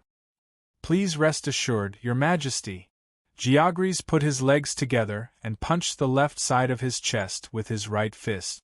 The Devers reached out and patted Georges' shoulder hard, then turned and left the city. Camillus, Lucius, and Quintus sat in the big tent of the Rome military camp. At this time, Quintus was complaining to Camillus, Mr. Dictator, I really don't understand. Since you have decided to give up on Gabi and withdraw the troops, why do you still attack the enemy camp and let our precious soldiers suffer in vain? We need to let the Allies know that the people of Rome have not given up on them and will still fight for them. Although this will cost us some casualties, it is still worth it, Camillus explained. In fact, we still gave up on them. Quintus still looked dissatisfied. When we retreat to Saturnicum, I am afraid that Gabi city will soon be captured by the people of Dionia. Won't the other Latin alliance lose confidence in us? Camillus was silent for a while, then said in a low voice, At least we have made an effort, which should give them some confidence. The people of Dionia are cautious in using their troop. They have always attacked the towns near Rome with a large force. They never disperse their forces and loot everywhere. With our current strength, it is impossible for us to have high expectations. We can only hold on to the three colonial cities of Valette, Saturnicum, and Antium, and wait for the situation to change. At that time, we will unite with the Latin alliance and attack the people of Dionia. What situation change? Quintus frowned. Yesterday, Pantius, who is in Antium, sent someone to tell me that a Phoenician fishing boat broke through the interception of the warships of Dionia and entered the port, bringing a message. The Senate of Carthage appointed Margo as the military commander. He will lead no less than 100,000 troops to attack Sicily again. As Camillus spoke, his voice unconsciously became louder. 100,000 troops. Quintus was happy at first, but then he frowned and said angrily, The Carthage previously sent an army to attack Sicily, but they did not put much pressure on the people of Dionia. They were defeated, and we made a wrong judgment. The people of Carthage should bear the greatest responsibility for our situation today. Now that the people of Carthage have launched another attack, we should not rely too much on them. Quintus' words made Camillus' heart ache. He should be mainly responsible for the wrong judgment of the situation. Quintus was implicitly expressing his dissatisfaction with him. Lucius did not allow others to criticize his father like this, so he immediately said loudly, Quintus, don't forget, you were the one who supported my father's proposal to concentrate our forces and quickly destroy the Hernici in a short time, and you were the most proactive one. Now that the people of Carthage can attack Sicily again, isn't it good news for us? Do you have a better way to quickly change our predicament? And this time, the commander of the army of Carthage is Margo. He is an experienced general of Carthage, and he hates the Greeks very much. He will never show mercy to the people of Dionia. Okay, stop arguing both of you. Camillus waved his hand. Quintus is right. We can't blindly trust the people of Carthage. We still have to see how the war develops. Now, the enemy of Rome has come out. Our goal has been achieved, and the army should retreat. Camillus continued calmly. Titus knows what to do. Chapter 854. Suddenly, the adjutant hurried into the tent. Lord Dictator, Labicum has sent a messenger, saying that thousands of Volsci have invaded their territory, and they hope that we can send reinforcements to chase them away. How could the Volsci appear there? Quintus and Lucius shouted almost in unison. It was no wonder that they were confused. Labicum was located not far to the east of Tustran, and the Volsci were far to the southwest of the Latin region. There were many Latin city-states between them. How could they suddenly appear here? Camillus, who had fought in the Latin region for decades, had completely imprinted the terrain and landscape of the land in his mind, was also lost in thought. He said with some uncertainty, "Prinister? Could it be Prinister?" Hearing Camillus's words, Lucius said with some disbelief, "Father, this is not possible. Even our colonial city can betray us, why can't it do the same?" Quintus shouted angrily. It was Prinister who joined forces with the Helnici and the Walshes to start a rebellion, and we executed many of the Prinisters who participated in the rebellion. Originally, someone in the Senate had proposed that, after we conquer the Walshes, we will turn Prinister into our colony. And this time, Prinister did not send reinforcements to join us. That's because Prinister has fewer people. We still need him to have enough troops to defend against the Helnici in the Tullarus Valley. Lucius immediately retorted. Stop arguing. The situation is urgent. Quintus, immediately lead the troops that return from Signa to Gabii and help Titus stop the Volsci from rushing from Labicum. Just as the two were arguing, Camillus's expression changed. He shouted with all his might, "Make sure that our troops can retreat smoothly." Cough, cough, cough. Quintus was stunned for a moment, but immediately replied with strength, "Yes, Lord Dictator." The moment he heard the news, he was so focused on how the Volsci could appear there that he forgot that the reason they were there was most likely to be for Titus's army. The Daionia wanted to surround the Roman coalition that was going to rescue Gabii. Thinking of this, Quintus walked out of the tent with an anxious look on his face. Lucius saw that Camillus, who was lying on the wooden chair, looked even worse, and his hands were trembling. He quickly held his father's body and comforted him. "Father, Titus is so smart. He will definitely withdraw the troops smoothly." This is a conspiracy that Daionia had planned long ago. The Volsci did not retreat to Satia at all. They went east through Mount Lepani and hid in the Tullarus Valley. They have been waiting for this day. We only paid attention to the city of Rome, and we trusted our allies too much. We neglected the defense of the south. This is all my fault. Camillus's murmur of self-blame made Lucius's heart ache, but he did not know how to comfort his old father. He just held his father's arm tightly to express his support and encouragement. "Lucius, may Jupiter bless us and let us return to Saturnicum smoothly." There was hope in Camillus's old voice, but there was a hint of worry in his eyes. "I hope the elders and people in Rome can always defend Capitoline Mountain like they did in the past." Titus was shocked when he received the news that there were 6,000 to 7,000 Volsci and Helnici warriors attacking from the south. He did not have time to think about why the enemy would appear there like Camillus. Instead, he immediately gave an order, "Meges, immediately withdraw the troops that are attacking the enemy camp. Pass the order to our allies immediately. More than 20,000 Daionia troops have come out of Rome and are attacking us from the north. More than 7,000 Volsci and Helnici warriors are attacking us from the south. We must retreat to the west immediately, or we will be surrounded by them." "Commander, the enemy is retreating." The adjutant, who was standing on the sentry tower and observing the battle, shouted. "It must be the army led by His Majesty and the Volsci and Helnici reinforcements attacking the enemy." Printos nodded and said, "Blow the bugle and let the soldiers attack the retreating enemy." "Yes." The adjutant shouted excitedly toward the sentry tower, "Blow the bugle! Attack!" Woo! As the bugle sounded, the Dionia soldiers, who could not wait any longer, rushed out of the camp under the command of the officers. Sextus also commanded the Roman reserve soldiers to give chase. Although Printos had opened an extra gate on the west side of the camp in advance, it would take time for the troops to rush out of the camp. The Roman allied forces, who were well prepared, retreated very quickly. In the blink of an eye, they were more than 100 meters away from the attacking Dionia soldiers. However, the Volsci allied forces charging straight from the southwest were even faster. Although the majority of these lightly armored soldiers were still more than 4 miles away from the Roman army, they had almost changed from the southwest to the west of the Roman army. It was very likely that they would block the retreat route of the Roman army. Inform Licinius immediately. Let him lead the allied forces to block the Volsci and protect the retreat of the Roman army. Titus was a little anxious.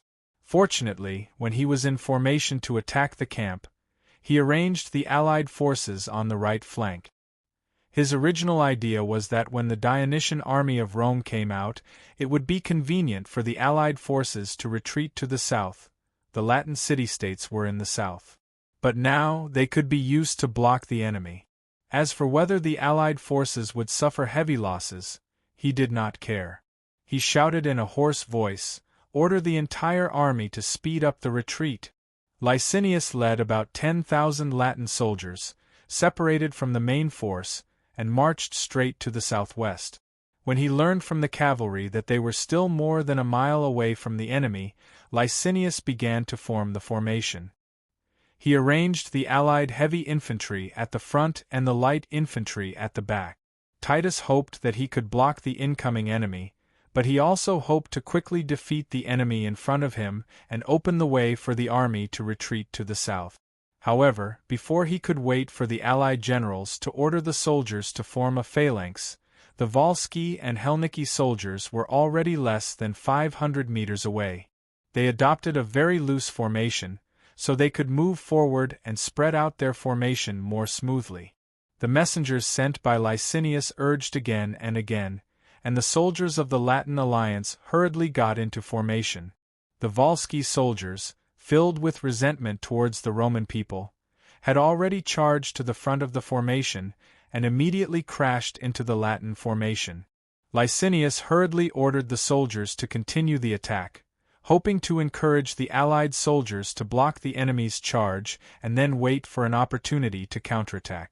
The shields and spears of both sides clashed, and the sound of battle shook the sky, stirring up dust and sand. Under the fierce attack of the Volsci and Helniki soldiers, the unprepared allied soldiers slowly retreated.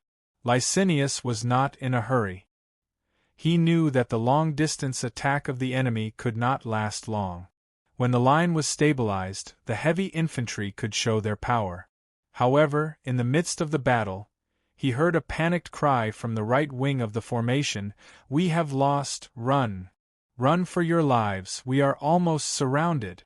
What happened? Licinius suddenly became nervous and immediately sent guards to the right wing to check. At this time, the Roman general in charge of the right wing had already sent a messenger, who shouted in panic, "General Licinius, more than 400 bunnies suddenly collapsed after meeting the enemy, and they deliberately shouted to shake the army's morale. Now the entire right wing is in chaos and has lost control." "What? Damn bunnies!" Licinius was dumbfounded when he heard the bad news.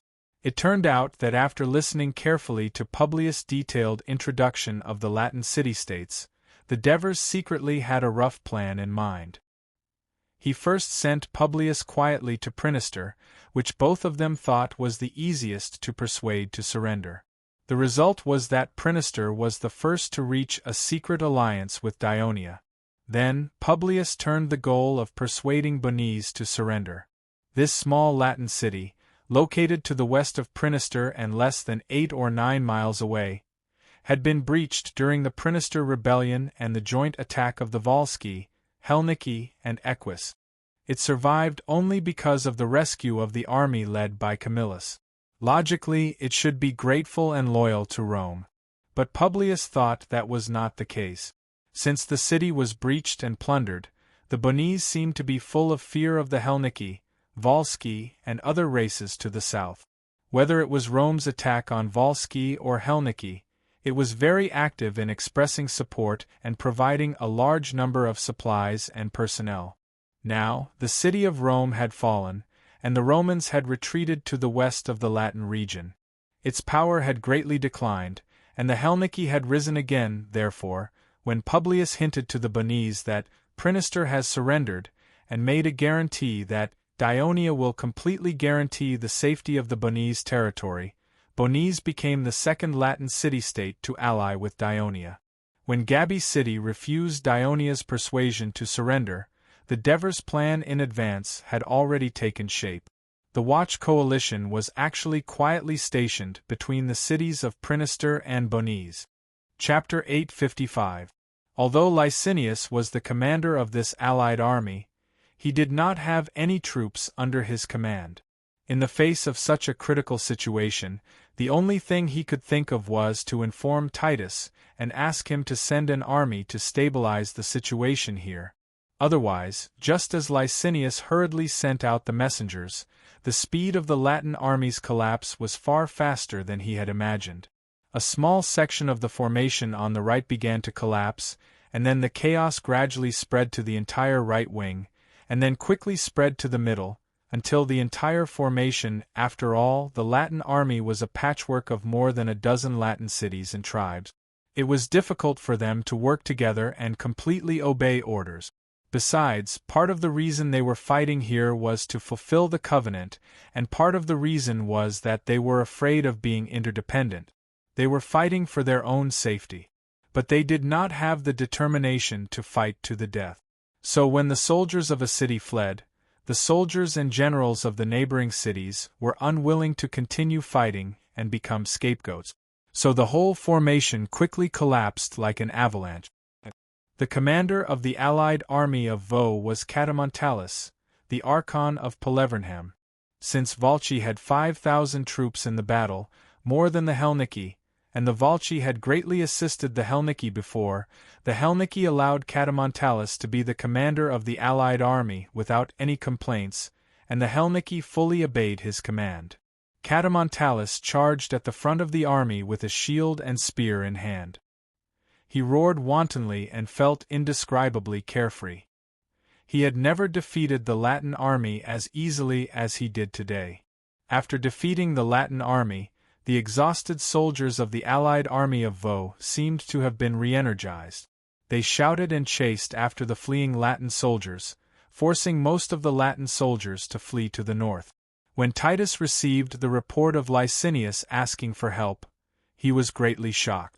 In fact, the entire army was in the midst of a rapid retreat, and it was impossible to send a unit to support the Latin army in a short period of time. He could only urge the Roman army to speed up the retreat.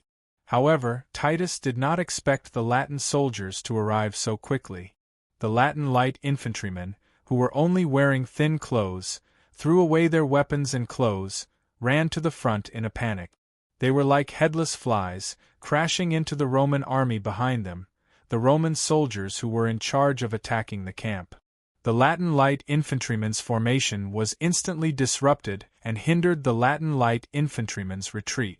Behind the Latin light infantry were more fleeing soldiers, and behind the Roman army were the Daionia soldiers who were in hot pursuit.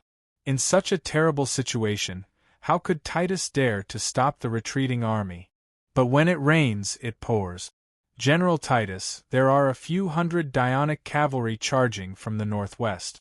General Aulus is leading the cavalry to stop them. General Titus, more than 2,000 Daionia light infantry are rushing from the north, and they are less than 200 meters away. Titus did not expect the Dionysian army from Rome to arrive so quickly. He knew very well that there were more Daionia heavy infantry behind the Daionia light infantry. Now, the Roman army was surrounded by the Dionysian army from the east, the Woe coalition army from the south. The Dionysian army from Rome would soon pounce on them from the north, the Dionia cavalry in the northwest, and the only place that was not blocked by the enemy was the southwest. Titus was burning with anxiety. He felt that the retreating speed of the Roman army, which was still maintaining order and formation, was still too slow, and there was the danger of being surrounded at any time.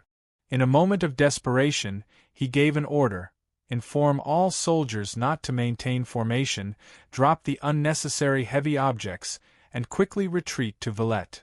At the same time, he ordered the orderly to immediately rush to the barracks of Tustran and inform the dictator Camillus to retreat to the west. After Titus' order was issued, it did not take long for the entire Roman army to fall into a state of disunity. Everyone dropped the shields and spears in their hands, and even their helmets and breastplates, desperately fleeing forward. The Dionia soldiers, Wolsey, and Hellenic soldiers who were chasing after them naturally followed suit. The originally planned encirclement soon turned into a grand and chaotic chase and race. By the time Titus led his army to the battlefield, it had already become extremely chaotic. In the deafening shouts and dust, the Roman, Latin, Wolsey, Hellenic, and Dionia people were mixed together. Titus was stunned for a moment. He did not know how to intercept the enemy and ensure the smooth retreat of the Roman army. He did not need to make a decision at all. Under such a mighty momentum, the soldiers under his command quickly lost their will to fight and fled together with their compatriots. After the pursuit lasted for half an hour, the Dionia had to blow the bugle to retreat. At this time, the main force of the pursuit had run to the south of Tustran Mountain. Most of the soldiers had lost their organization, and there were several Latin allies of Rome in the surroundings. If they were to launch a surprise attack at this time, the Devers did not dare to take any more risk. The soldiers escorted the captured Roman and Latin people while cleaning the battlefield and began to retreat one after another. At this time, the Devers were on the battlefield to meet the Polyvernine consul, Catamontalus, and the Hellenic general, Nemery, and others. In the past, when these Wolsey and Hellenic leaders heard about the magical rumors about Dionia and the king of Devers, they only treated it as a topic of conversation and did not take it too seriously. But this time, the Dionysian army led by the Devers had captured the city of Rome and finally defeated the Roman army. Such a brilliant record had already attracted the attention of the surrounding forces. Not to mention that after the Dionia occupied the city of Rome, they had successively conquered Casrella, Venus, and Fidena and forced Prinister to surrender. They had already taken root in the Latin region and replaced the previous Rome as the new overlord of this region. It was precisely because of this that Catamontalus and the others were a little reserved when they met the king of Dionia and the Devers. On the other hand, the Devers had a smile on his face and praised them. "It's a pleasure to see you all, the friendliest allies of Dionia. Thank you for your full cooperation, we have today's great victory." The Devers' words made the leaders of the Watch coalition present feel very happy. Catamontalus bowed respectfully and said, "Your Majesty, it is because of your brilliant plan that we have followed it and achieved today's victory. This is Catamontalus, the Polyvernine consul, and also the commander of the Watch coalition this time." Topyrus, who was at the side, quickly introduced. After listening to the translation, the Devers said solemnly, "Wolsey has unreservedly complete trust in us. Whether it was previously trying to prevent Rome's messengers from entering the Tullarus Valley to inform Camillus's army, or this time, you are willing to risk the loss of your territory to carry out our plan with all your might. All of these make me feel that although Wolsey and Dionia have only formed an alliance not long ago, you and I are already good allies who can trust each other and share weal and woe together. So please rest assured, Dionia will help Wolsey to gradually regain your lost territory and help you restore their prosperity." Catamontalus did not expect to receive a promise from the king of Devers at this moment. He was pleasantly surprised and repeatedly expressed his gratitude. Then, Nemory, the commander of the Herniki army, came forward to greet him. Of course, the Devers could not avoid making a promise to this new ally. He said sincerely, "Although you Hernikians have regained all your lost territory, I heard that you have suffered heavy losses in this war. Rebuilding your homeland is a difficult process.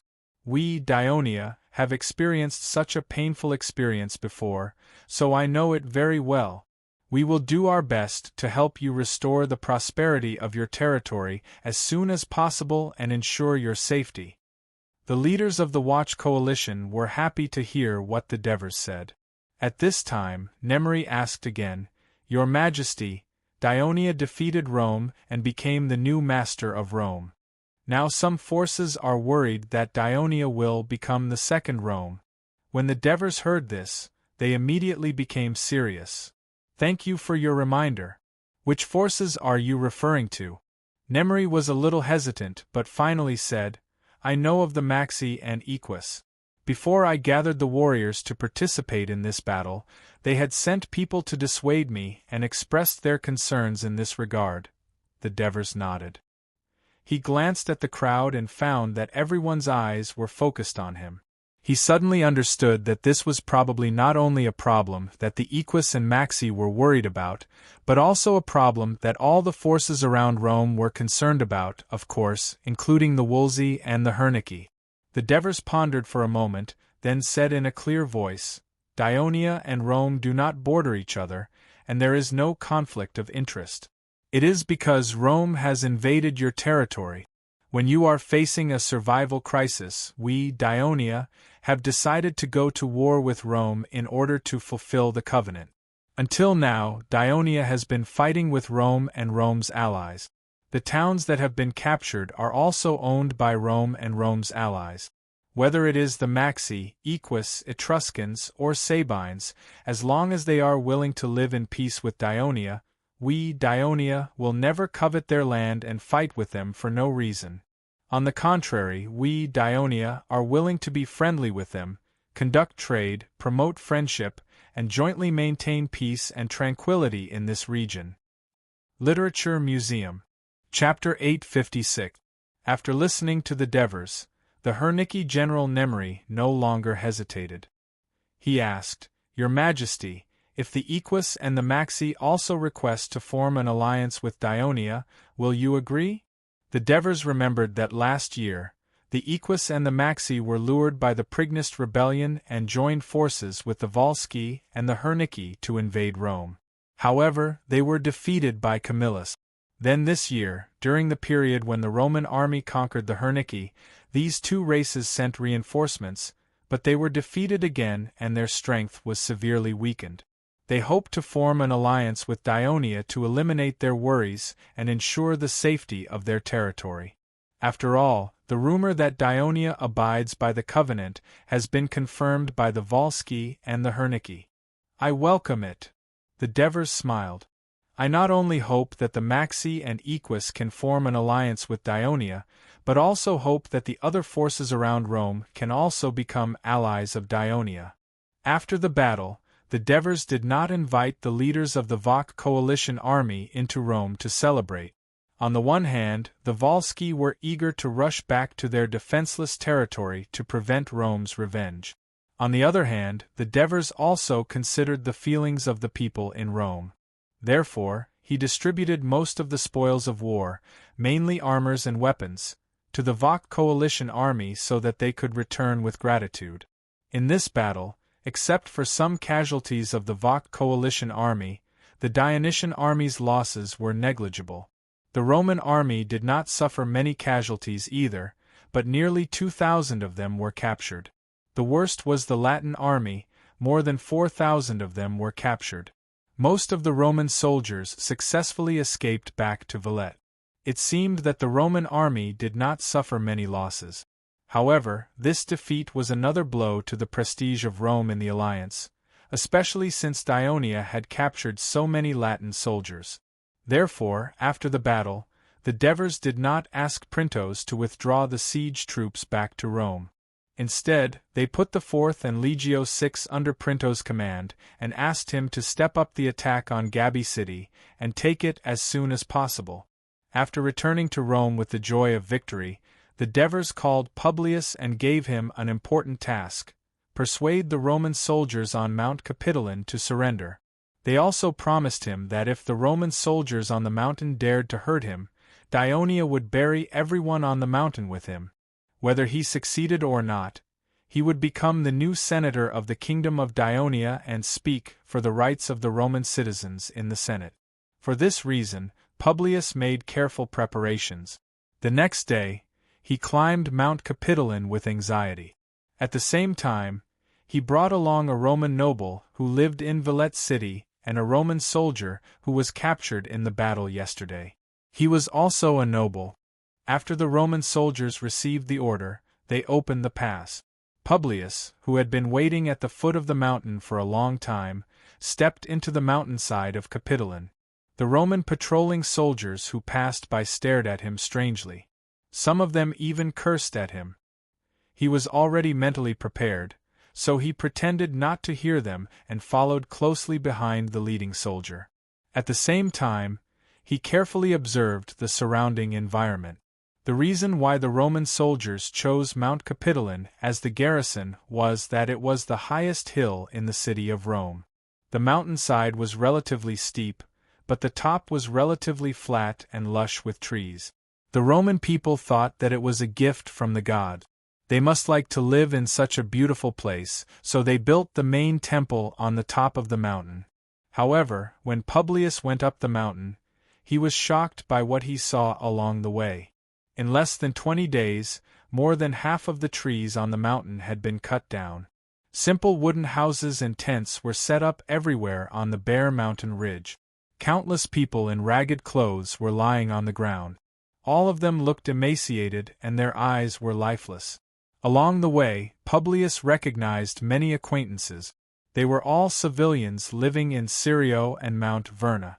They were either the patrons of the great nobles or some civilians who had settled in Rome a few generations ago. In the past, most of them were powerful helpers used by the nobles to deal with other civilians. At this moment, they were hugging their wives and children tightly. When they saw him, they only rolled their eyes. They did not even have the energy to wave or greet him.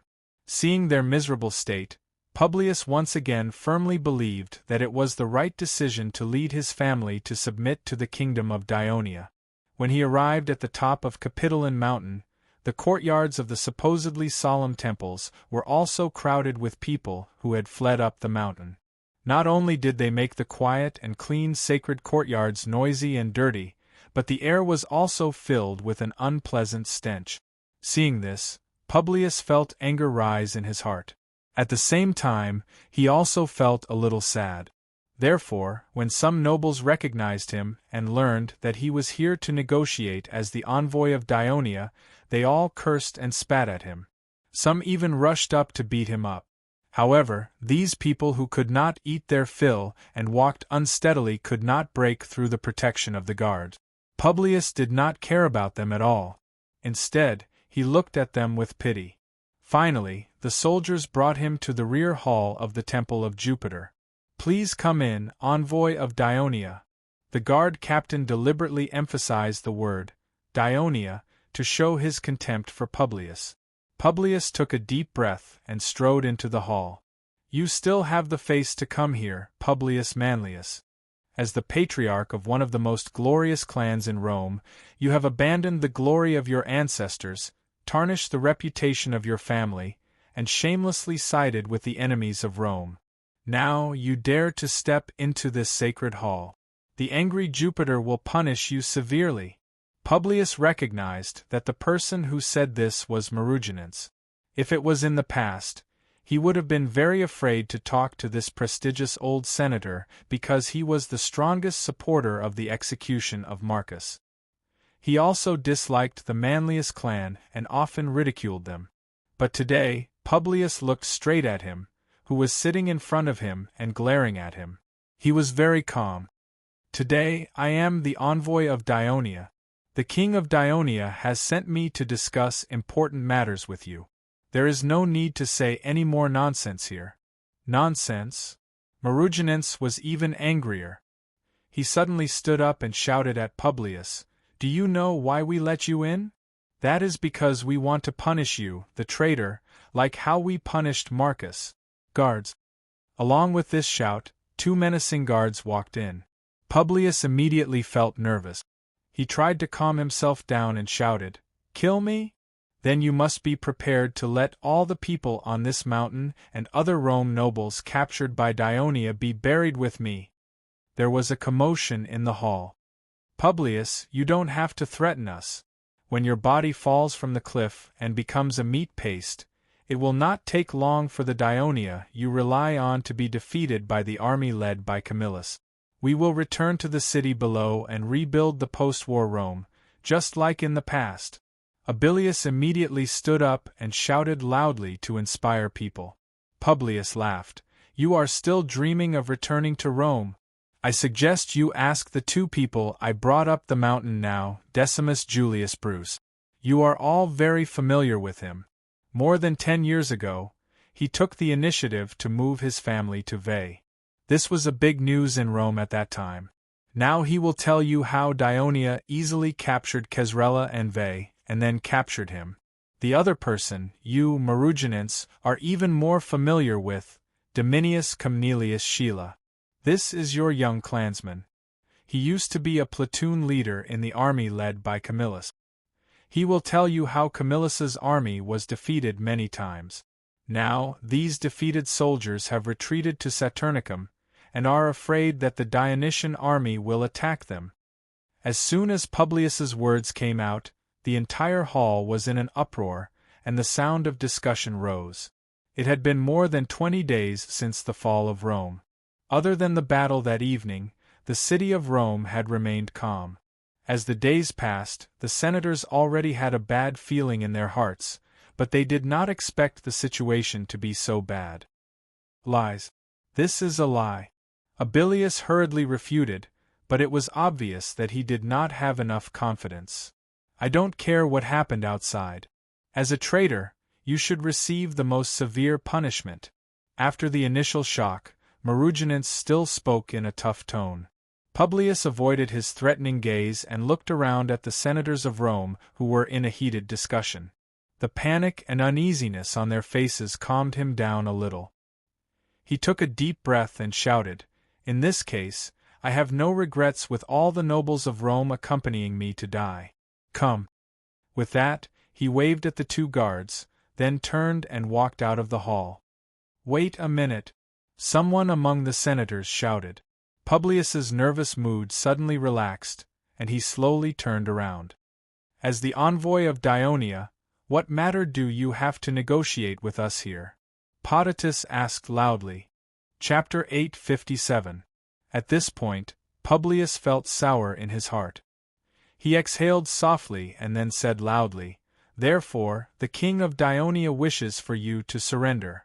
The meeting hall suddenly erupted again. Many senators stood up angrily and said to Publius, "The people of Rome would rather die in battle than surrender," and other similar words.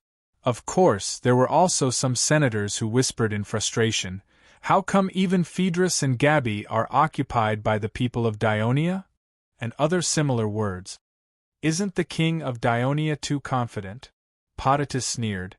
"Even if what you said just now is true, it's not like we haven't experienced it when the Celts invaded, and the situation was worse than this time. In the end, we still won. The invasion of the Celts is completely different from the invasion of Dionia. I believe that although you are trapped on the mountain, you should be able to feel it." Publius retorted loudly. The Celts burned, killed, and looted in the Etruria and Latin regions, causing all races to oppose them. Their atrocities were punished by the gods, causing them to be infected with the plague. In the end, they were defeated by the united Latin people led by Camillus.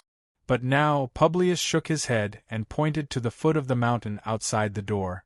Not only did the Etrurian city-states ally with Dionia, but the Latin city-states such as Prinister and Bonae also successively submitted to Dionia.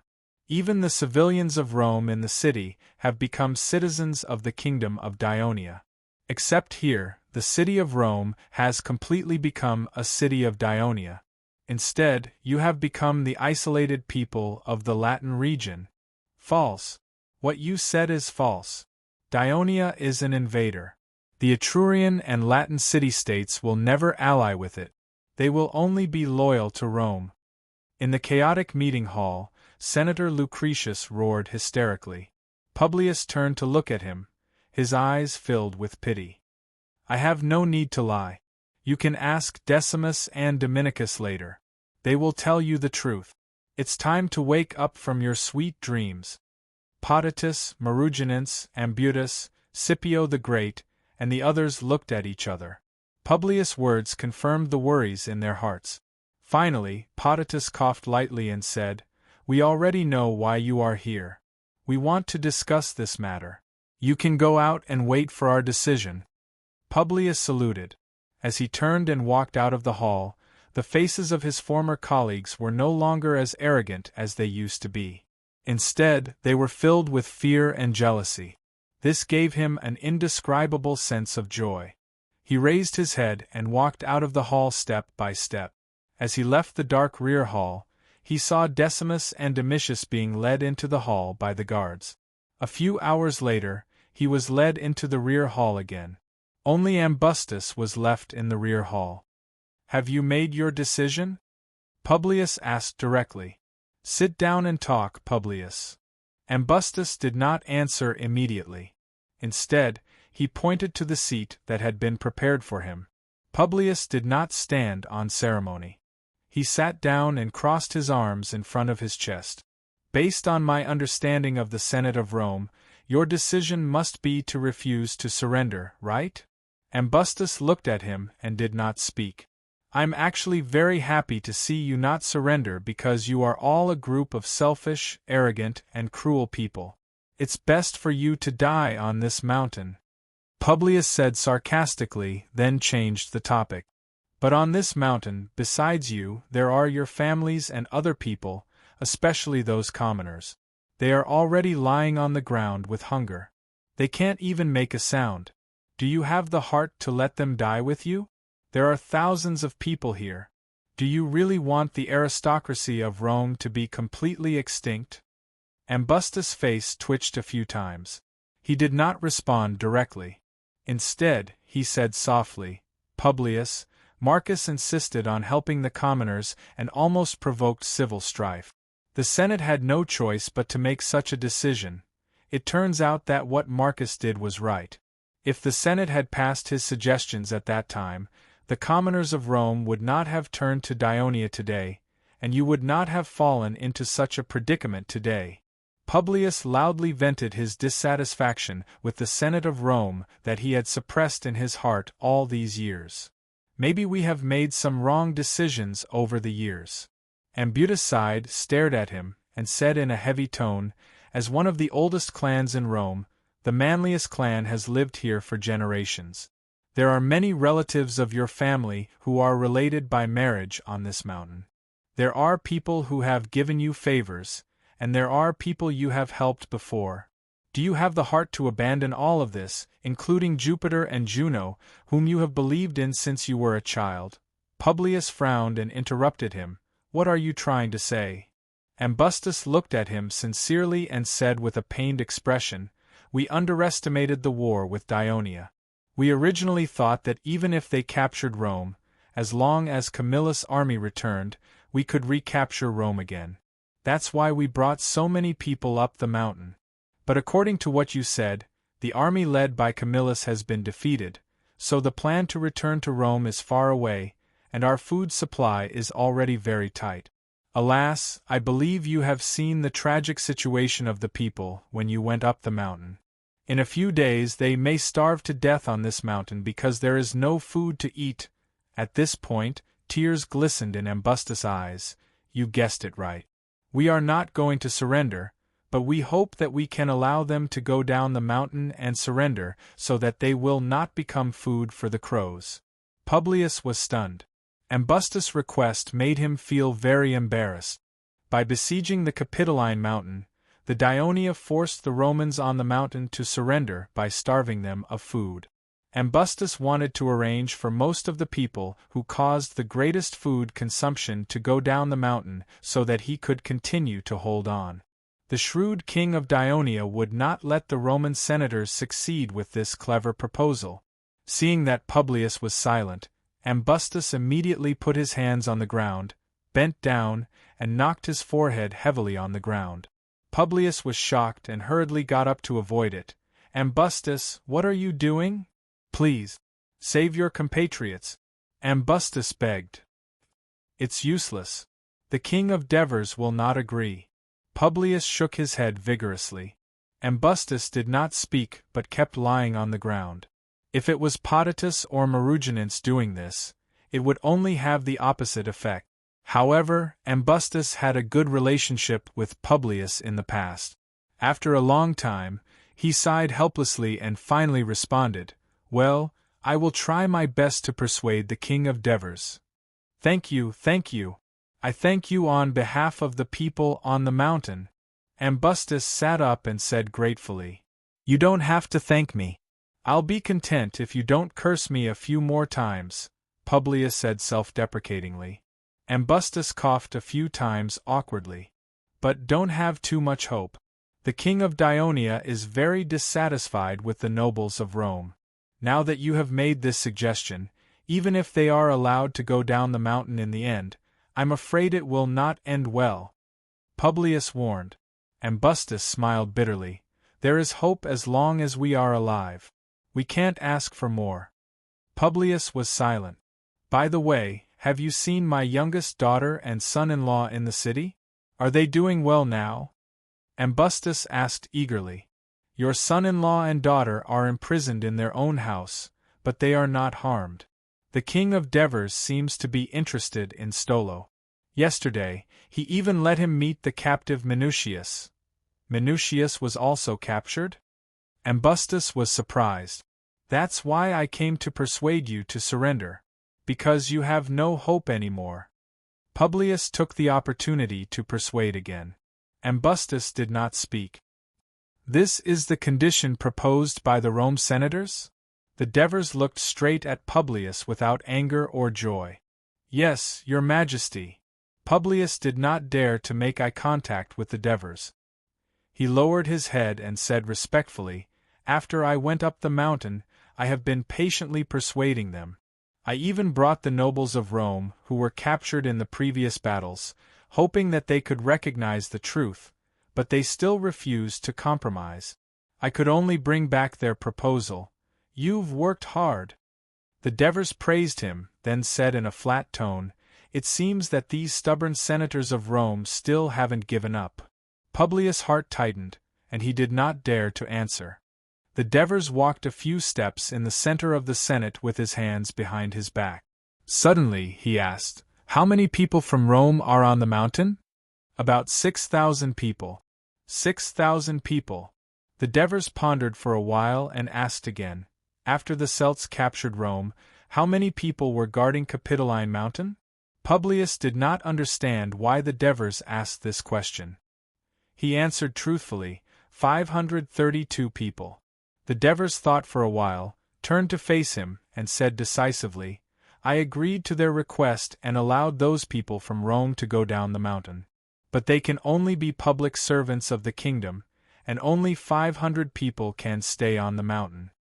When Henneborus heard this, he hurriedly persuaded, "Your Majesty, this is a trick of the people of Rome. They want to." Chapter 858. "Of course I understand what they want." The Devers smiled confidently.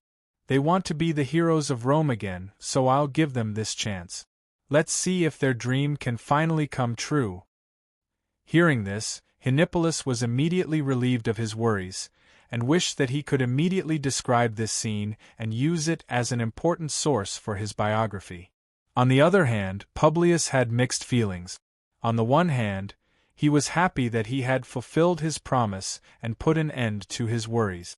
On the other hand, he was also impressed by the Devers' generosity and heroism. He did not have any hope for the remaining forces of Rome. In fact, what they did not know was that the Devers made this decision mainly because of the following factors. First, Capitoline Mountain was located in the city, and there were as many as 5,000 to 6,000 people on the mountain. If they really starved to death because they ran out of food, he was afraid that it would cause a plague, which would bring great trouble to the Dionysian army during the war. It was also not conducive to the rapid restoration of the prosperity of Rome. Second, the death of thousands of people in the city was too tragic. Not only would the Devers feel sorry for them, but it would also affect the people of Rome who had already surrendered to Dionia. It would affect their impression of the kingdom of Dionia, which would not be conducive to their integration. Third, he learned from Publius that most of the noble soldiers in Camillus's army had their families on Capitoline Mountain. When they had them, it would be easier for Dionia to deal with the Rome army that had retreated to the city of Saturnicum. After getting the consent of the Devers, Publius went up the mountain again, and the two sides quickly reached an agreement. The next day, the people on the mountain were sent back down the mountain, and the senators of Rome allowed a team of Dionia soldiers to enter the mountain to supervise the whole process according to the agreement, mainly to see if the senators of Rome abided by the agreement and only left 500 people behind. The people of Rome who came to the foot of the mountain were escorted by the Dionia soldiers. More often than not, they had to support them, to the designated place to be imprisoned. There was sadness on their faces, but there was more relief on their faces. After all, the days of starvation were finally over. The commoners of Rome also came to the square to watch the fun. When they saw the families of the nobles that they had envied in the past now had withered faces and were in a trance, they could not help but sigh. Potitus, Marigilaresus, and the other elders of Rome, as well as the remaining hundreds of Rome soldiers, stood on the top of the cliff and watched their loved ones step into the area occupied by the enemy. Until the entire Capitoline Mountain became empty and quiet again, they still stood like stone statues for a long time. After a long time, the coughs of a few elders broke the deathly silence. Scipio the Great shouted at the soldiers, "Citizens, we must defend this place with all our might. Guard the temple of our Rome. Wait for the final victory to arrive." Roar! The soldiers roared in unison, but their roars were more tragic. Aquilanria, one of the three major towns of the Hilpini, the other two being Beneventum and Abenalum, was located more than 50 miles northwest of the city of Venosa in the kingdom of Dionia's Puceti region. This was just the distance in a straight line, but in fact, the distance was double the distance on foot. It was less than 50 miles southwest of Asculum in the Downey region. In the past, it had been the forward base for the Hilpini to invade the lowland areas of Apulia, including this time, and it had benefited from it. It had become the most powerful tribal settlement in the southeast of the Hilpini territory, and it had also become a powerful barrier to the southwest of the Hilpini tribe. Its city was built on a hill up to 500 meters high, and it was surrounded by continuous mountains with an average height of about 300 meters. It would take a lot of effort for the army to reach there, let alone attack. Since Alexis had made up his mind to take Aquilanria, he naturally made meticulous preparations. He transferred the light infantry and light armor brigade of the 11th Legion, then 2 heavy infantry brigades, light armor and light infantry brigades of the 10th Legion, plus the engineering battalion, medical battalion, supply battalion, and the mountain reconnaissance team. There were more than 6,000 people in total.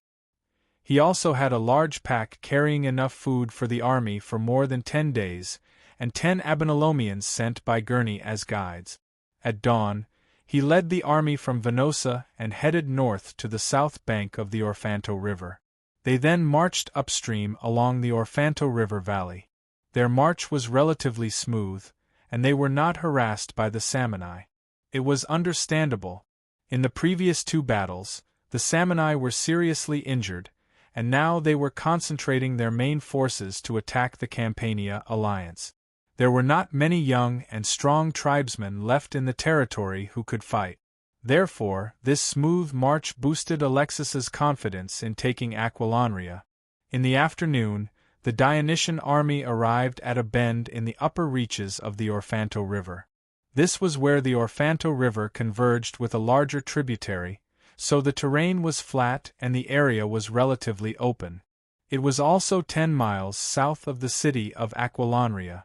This was also the camp that Alexis had chosen after learning about the surrounding terrain from the Abenolomian guide. This was because the north side of the bend was facing the narrow lowland between the mountains. This lowland was also tens of meters high. Through it, they could get close to the mountains where the city of Aquilonria was located. Therefore, he ordered the army to seize the time to build a camp on the south bank of the bend. The whole army immediately began to work according to the previous division of labor. The engineers surveyed the surrounding terrain and determined the area for the camp. The soldiers used sickles and axes to cut down the weeds and trees in the area. Then, they leveled the ground and built wooden fences. Most importantly, they tried to burn the grass in the swamp area to smoke away the mosquitoes that were hiding in it. Fortunately, the Orfanto River was not a large river, and it rarely flooded. Therefore, the swamp area of the bend was very small. However, the fire and smoke would definitely attract the attention of the surrounding Samanai tribes. In order to ensure that the soldiers had enough rest and health, and that they had enough strength and energy to deal with the difficult battle that was coming, Alexis felt that it was worth it. In order to build a preliminary camp and lay a good foundation for the next attack, at dusk, Alexis even ordered people to light up the camp around the camp to light up the soldiers' hard work. The soldiers also knew that this was not a normal place. The terrain was unfamiliar and complicated. Not only were there wild beasts, snakes, and insects in the mountains, there were also fierce enemies. Therefore, there was no need for the captain to urge them. They ignored the tiredness and built the camp. They knew that only by building a good camp could they sleep well in this dangerous mountain range. After dusk, the camp began to take shape. A wooden fence was built on the outside, and a simple circle of deer abatis was set up outside the fence. Inside the fence, and at the four corners of the camp, there was a patchwork of sentries. Inside the camp, there were rows of rectangular tents. These tents were sewn together with animal skin. They were strong and had a large coverage area. They could completely cover the space inside the tent. Not only could they prevent snakes and insects from biting them, they could also shelter them from wind, frost, rain, and snow.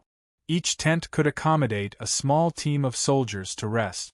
This was similar to the barracks in the army's territory.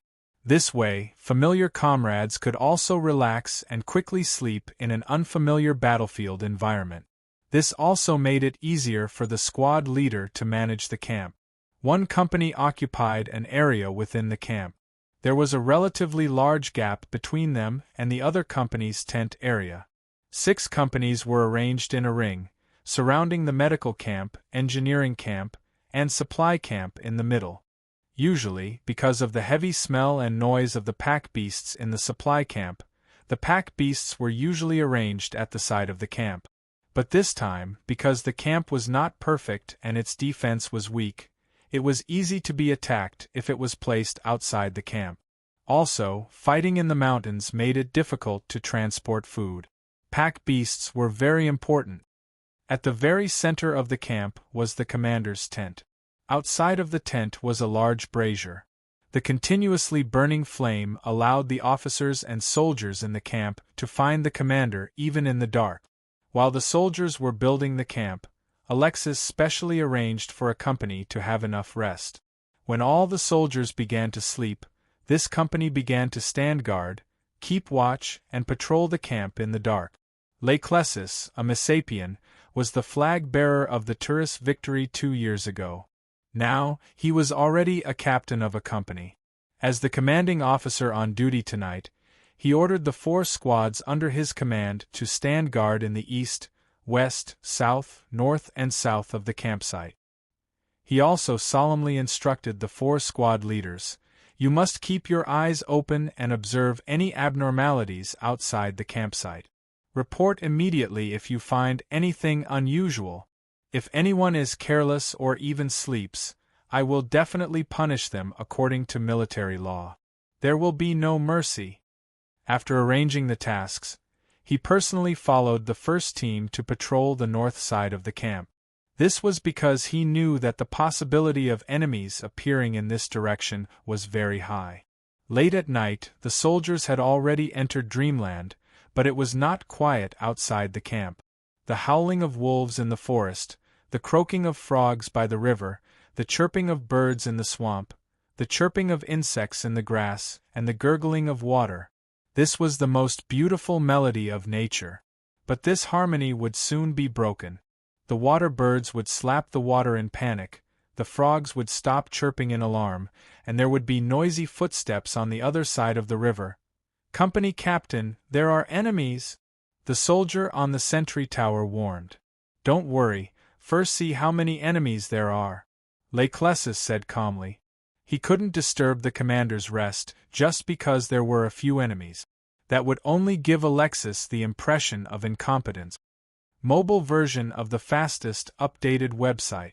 Chapter 859. Not long after, figures entered the range illuminated by the torches on the wooden fence of the camp. They wore thin clothes, and most of them did not have armor to protect them. They were holding javelins or bows as they waded into the water. At a glance, there were at least 100 of them, and there were still enemies entering the fire. Leclesis did not dare to delay and immediately sent soldiers to inform the main tent. Alexis was not asleep at all.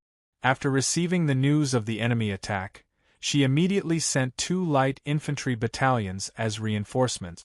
When they gathered and rushed to the south of the camp, Leclesis was leading the soldiers under his command to protect themselves with long shields, and then they fought back with javelins with some difficulty.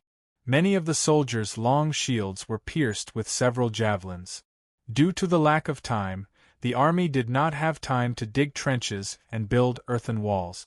A simple wooden fence could only serve as a barrier and could not provide the soldiers with defensive height. Therefore, when the Samni people approached within 20 meters of the camp and both sides launched mid-range attacks, the soldiers lost their defensive advantage. On the contrary, the Samni people used their numbers to suppress Leclesis and the others with javelins, and the Samni archers behind them took the opportunity to fire arrows into the camp. According to the military law of Dionia, in the construction of a field camp, the tent area must be more than 20 meters away from the wall. This could ensure that the soldiers could pass smoothly while defending, and also avoid being easily attacked by the enemy from long range. Considering that the camp had not built a wall, Alexis also increased the distance between the tent area and the wooden fence to 30 meters. However, the Samni archers were too close to the wooden fence, and the arrows fired still ignited several tents, causing some chaos in the camp. The soldiers had to get up to put out the fire. After the arrival of 2,000 Dionia light infantry, they quickly changed the situation. The Samni people retreated with dozens of dead and injured people, but they did not go far. Instead, they circled around the Dionia camp and let out strange roars. From time to time, they would attack the sentries with javelins or fire arrows into the camp, causing no peace in the camp for the whole night. But by the next morning, they had all disappeared without a trace. The soldiers of the Legion had been tossed around for the whole night, and many of them did not rest well. In view of this, Alexis ordered all the soldiers to continue building the camp. Before dusk, they must dig trenches, build solid earthen walls, and erect a few more sentry towers. At the same time, the captains should arrange for the soldiers' rest to ensure that they were full of energy. In this regard, the adjutant, Matthias, was puzzled. "Commander, why don't we attack Aquilonia immediately? Every day that we delay here will consume 1 more day of rations, and it will also give the Aquilonians time to prepare for defense, which will make it more difficult for us to attack. Even if we let Aquilonia prepare for another day, I'm afraid it will not affect our attack too much." Alexis looked at the vast mountains on the other side of the Orfanto River, and her eyes flashed with a deep light. Compared to a hasty attack, I am more concerned about the condition of the soldiers. They are all from the Apulia region. Although they have been trained to fight in the mountains in the military camp, they have never had the experience of living in the mountains. They need some time to adapt quickly and maintain their physical strength and energy for the upcoming difficult battle. A tough battle. Matthias carefully pondered over this ambiguous sentence. At dusk, under the joint efforts of more than 6,000 soldiers, a 3-meter-high earthen wall and a trench outside the wall were built outside the camp. Therefore, although there were still attacks from the Samni that night, the threat to the camp was almost negligible, and the soldiers slept relatively well. After dawn, Alexis left 500 heavy infantry to guard the camp, and took 5,500 soldiers and some support personnel with 5 days of rations, crossed the Orfanto River, and set out for the city of Aquilonia. Although they were marching on the low ground between the mountains, this low ground was not low, and the further north they went, the higher the terrain became. The soldiers trudged on the rugged mountain road, and when they looked up, they could see the narrow blue sky separated by the mountains on both sides. In order to prevent ambushes or sneak attacks from the Samni, Alexis sent all 100 soldiers of the mountain reconnaissance team to the mountains on both sides of the mountain opposite to the main army, and at the same time, to investigate the abnormalities in the surroundings. Except for the 1,500 heavy infantry who did not wear armor, but carried their weapons on their backs, the other soldiers were fully armed. Of course, they did not have many layers of protection on their bodies. Even so, most of them began to pant before they even reached the halfway point of the journey. Fortunately, this mountain road was not untraveled. On the contrary, the Aquilonians often used this road to fish, bathe, draw water, graze cattle and sheep. Therefore, there were almost no headaches on the mountain road, and there were almost no thorns on the road. Although it was already June, and the temperature had begun to rise, marching in the mountains not only did not feel very hot, but the further they went, the cooler it became.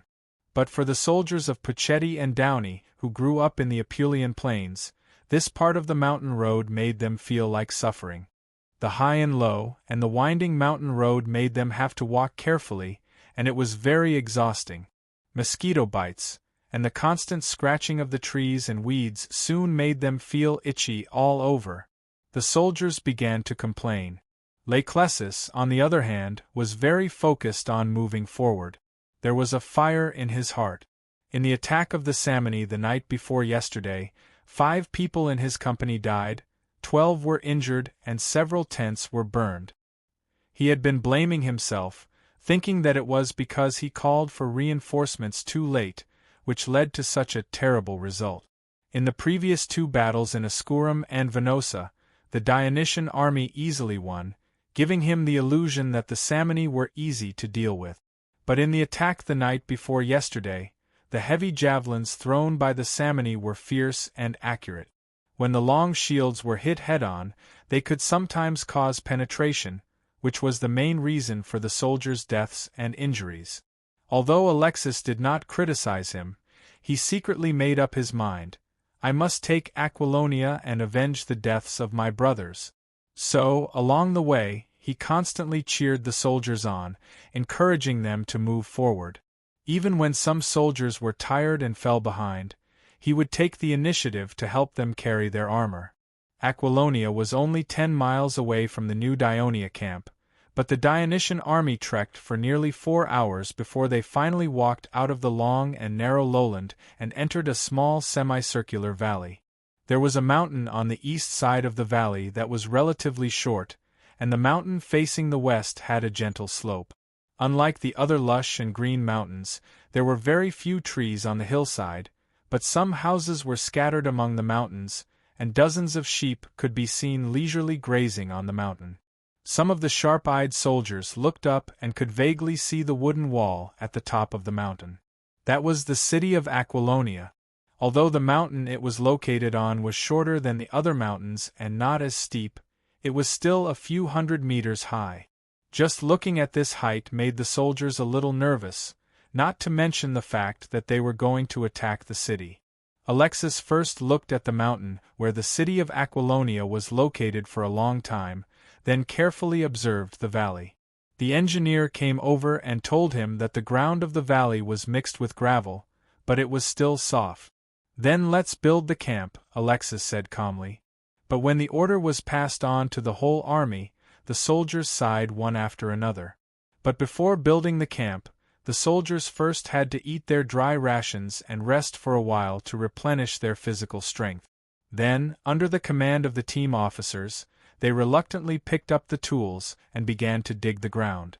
At this time, the captain of the mountain reconnaissance team ran in front of Alexis, panting. "Commander, our scouts on the mountains saw thousands of Simonians rushing here from the west."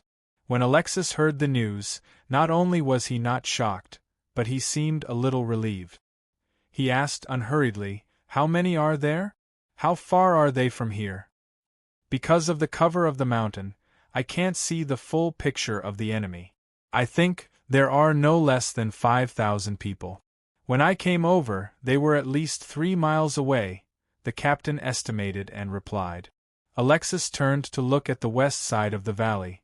The mountain there was not only relatively low and easy to cross, but there was also a mountain road between the mountains leading to the west. "Commander," his adjutant reminded, "if the Aquilonian reinforcements arrive, we will be attacked from both sides. We should immediately retreat to the camp to avoid fighting with the same number of Simonians in the mountains." The Simonians really did hide an army in the mountains to lure us into the trap. Alexis smiled coldly and said to her adjutant, "Mathesius, do you know why I've been communicating with Xantiparis, Borit, and Gurney these past few days?" Matthias' mind flashed, and he exclaimed, "Could it be?" Immediately inform the soldiers to stop building the camp, put on their armor, take up their weapons, and prepare for battle. In fact, the Simonian coalition army's decision to give up on the Downey area and attack the Campania alliance was not only to avoid the strong and attack the weak, but also because the leaders of the several tribes deeply realized that they could no longer fight the Dionysian army on the plains, even if it was just to harass them. They should use the Simonians' advantage to fight them in the mountains. However, the Dionysian army was very cautious and did not march into the mountains. Therefore, after some discussion, they decided to let the coalition army attack Campania. They also wanted to achieve another goal: to give the Dionysian army in Downey the illusion that the main force of the Simonians was in Campania and the mountains were defenseless, to lure the Dionysian army into the mountains. Chapter 860. As soon as Alexis led her army into the mountains, they were discovered by Aquilonia's spies. The Aquilonians immediately sent their warriors, who were best at long distance running in the mountains, to the northwest, Caudim, which was more than 100 miles away. The remaining military power of the Samni tribal alliance was hidden in the territory of Caudim, 7,000 warriors. The general of the army was Eusebic, the chief of the major tribe of Caudim.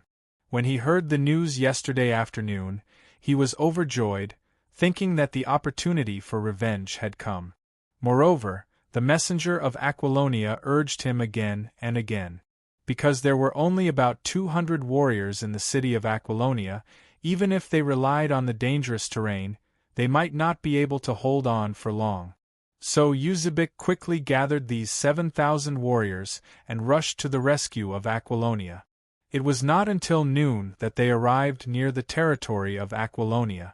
The warriors led by Eusebic came from each of the 4 major tribes. They were led by their respective chief.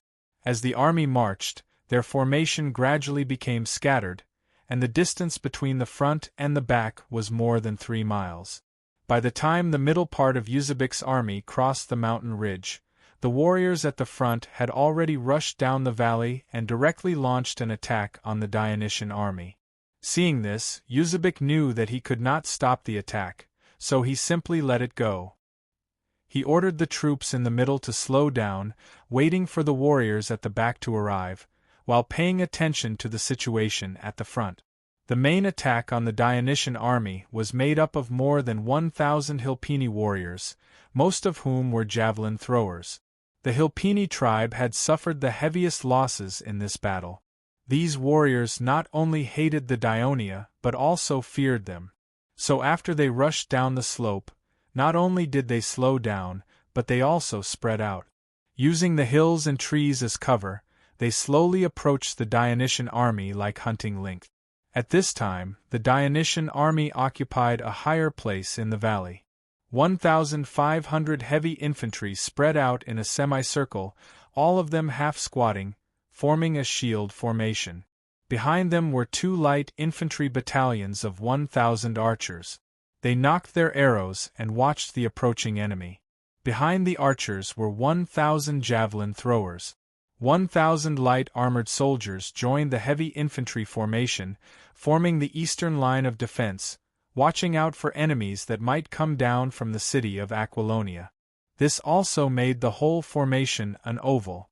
The remaining 1,000 light armored soldiers were scattered in the empty space in the middle of this oval formation. Alexis stood on a rock. She could see through the soldiers in the formation in front of her and see the approaching enemy. The scene in front of her made her frown. At this time, most of the Samoyed warriors had entered the archers' shooting range. However, they were scattered in groups of 2s and 3s, 50 meters away from the front of the army. They used the mounds, rocks, and trees as cover, so the Dionia archers did not dare to rashly fire in unison, because the damage would be very low. Go and inform the 2 light infantry captains. Advise them to let the soldiers attack on their own, but pay attention to saving arrows and javelins, because today's battle may last for a long time, Alexis ordered in a tone of uncertainty. After the 2 light infantry captains conveyed the order, the archers, who had been granted autonomy, became even more focused. They picked up their bows and arrows and aimed them at the area in front of them. However, they were not confident that they could hit the enemies who were hiding, so they held back their arrows and did not fire. The Samoyed warriors did not continue to advance, because the Dionia soldiers had cleared the area 30 to 40 meters in front of the formation. They cut down the weeds that were too tall and cut down the miscellaneous trees. Due to the limited time, there were still some big trees and large rocks left, but the entire field of vision was much wider. In addition, the Dionia soldiers had a high position. If they continued to advance, they might increase the risk of being shot. Both sides suddenly fell into a state of silence, but the atmosphere was getting more and more tense. "Captain, why aren't they attacking yet?" A heavy infantry turned around and asked Laeclesis behind him in a low voice. "Calm down," Laeclesis reminded in a low voice. "Focus. Hide your body and hold the shield tight." The attack 2 nights ago made Alexis and the team officers realize the power of the Samoyeds' heavy javelins. After discussion, they decided that when defending with the shield formation, the soldiers could insert the lower end of the shield into the ground, pull the inner side of the shield tightly with both hands, squat sideways, and try not to touch the shield. This was to reduce the damage caused to the soldiers after the javelins penetrated the shield. I know. Captain, you've said it many times before," the soldier replied impatiently. "Attention! The enemy is coming," Laeclesis said seriously. The soldier hurriedly turned around and poked his head out from the top of the shield. He looked out and saw the little red dots in the green field moving towards the formation. Every time the soldiers of the Legion of Dionysia participated in military training, the first event of almost every time was to stand in formation on the field, motionless for at least half an hour. The Samoyed warriors obviously did not have special training in this area. The 2 sides stood still for less than 10 minutes, and some of the warriors could not bear the pressure. Some of the warriors left their cover and began to move forward, because the range of the heavy javelins was within 30 meters, which naturally led to the other warriors. Then, the Dionia archers began to shoot at the target they had aimed at. The Samoyed warriors held a small round wooden shield in their left hand to block the top of their head, and held a javelin in their right hand. Their bare feet stepped on the uneven ground, but they could quickly run in a zigzag pattern, wanting to quickly get close to the enemy formation. However, the Dionia archers continued to shoot arrows, which greatly hindered the advance of the Samoyed warriors. Their wooden shields were too small, and there was almost no protection on their bodies. When dodging arrows, if they paused for a moment, several arrows might be shot at them from several directions at the same time, making it impossible for them to dodge. In a short period of time, many Samoyed warriors fell in the area between 50 and 30 meters. When they were about to advance to 30 meters, they were not greeted with arrows, but javelins. The thin wooden shields could not withstand the powerful javelins at all, and were directly smashed. Some of the Samoyed warriors were lucky enough to escape the arrows and javelins, and then hurriedly threw the javelins in their hands. Most of them were blocked by the shield formation, and a few flew into the formation, causing a few screams. However, compared to the casualties of the Samoyed warriors, it was too insignificant. Therefore, the morale of the Samoyed warriors was greatly affected, and the momentum of their attack quickly weakened. At this moment, the Samoyed warriors' retreat horn sounded. The Samoyed warriors, whose fighting spirit had been weakened by the groans of their injured companions, quickly retreated to a distance of 50 meters from the Dionia formation. However, they did not go far away. Instead, they stared fiercely at the Dionia soldiers in front of them, as if they were ready to attack again at any time. This made the Dionia team officers dare not order the soldiers to pick up the arrows and javelins. Uzebek rushed over with the troops behind him and joined the vanguard. As the attack just now had caused the Samoyed warriors to suffer losses, the leaders of the army took the initiative to surround Uzebek. The position where the Dionia people are at is too open. We can't attack directly like this, or the losses will be great. Don't attack? What about my injured tribesmen? They are still lying in front of the Dionia formation, waiting for our rescue. I think we should go behind the enemy's formation and attack from there. That won't work. Their light infantry can still move to the other side and stop our attack. The leaders argued all at once, but Uzebek did not stop them. He looked at them quietly until everyone was arguing until their faces were red with anger, but they still could not come up with a unified opinion. An old Hilpini leader finally could not help but ask eagerly, "Uzebek, you're the commander of the entire army appointed by the great leaders. What should we do?" His words caused the leaders to temporarily stop arguing and focus their attention on Uzebek. Only then did Uzebek say seriously, "Leaders, the Dionia people have occupied a favorable terrain and have arranged their formation, waiting for our attack. Even if we finally rely on our brave attack to break through the Dionia formation, the casualties suffered by our people will not be small. Up until now, all the tribes have suffered a lot of casualties in the war with the Dionia. We can't let our brave warriors suffer anymore." Uzebek is right. Of course not. How can there be no casualties in a battle? Are you saying that we brought our people here to send off the Dionia people? Seeing that the leaders were about to argue again, Uzebek immediately said loudly, "Of course we have to send off the Dionia people. Because once the Dionysian army starts to retreat, they will have to leave the favorable terrain and will not be able to maintain their current formation. We can attack them on both sides of the mountain path and on the mountain ridges while they are retreating until we finally defeat them. This is the way we are familiar with. It was not easy for us to trick the Dionia people into the mountains and fight in the homeland we are familiar with. We can't let them go." But what if the Dionia people don't retreat? As soon as one of the leaders spoke, he was mocked by the other leaders. If they don't retreat, where will they rest at night? With us here, they won't dare to build a camp here.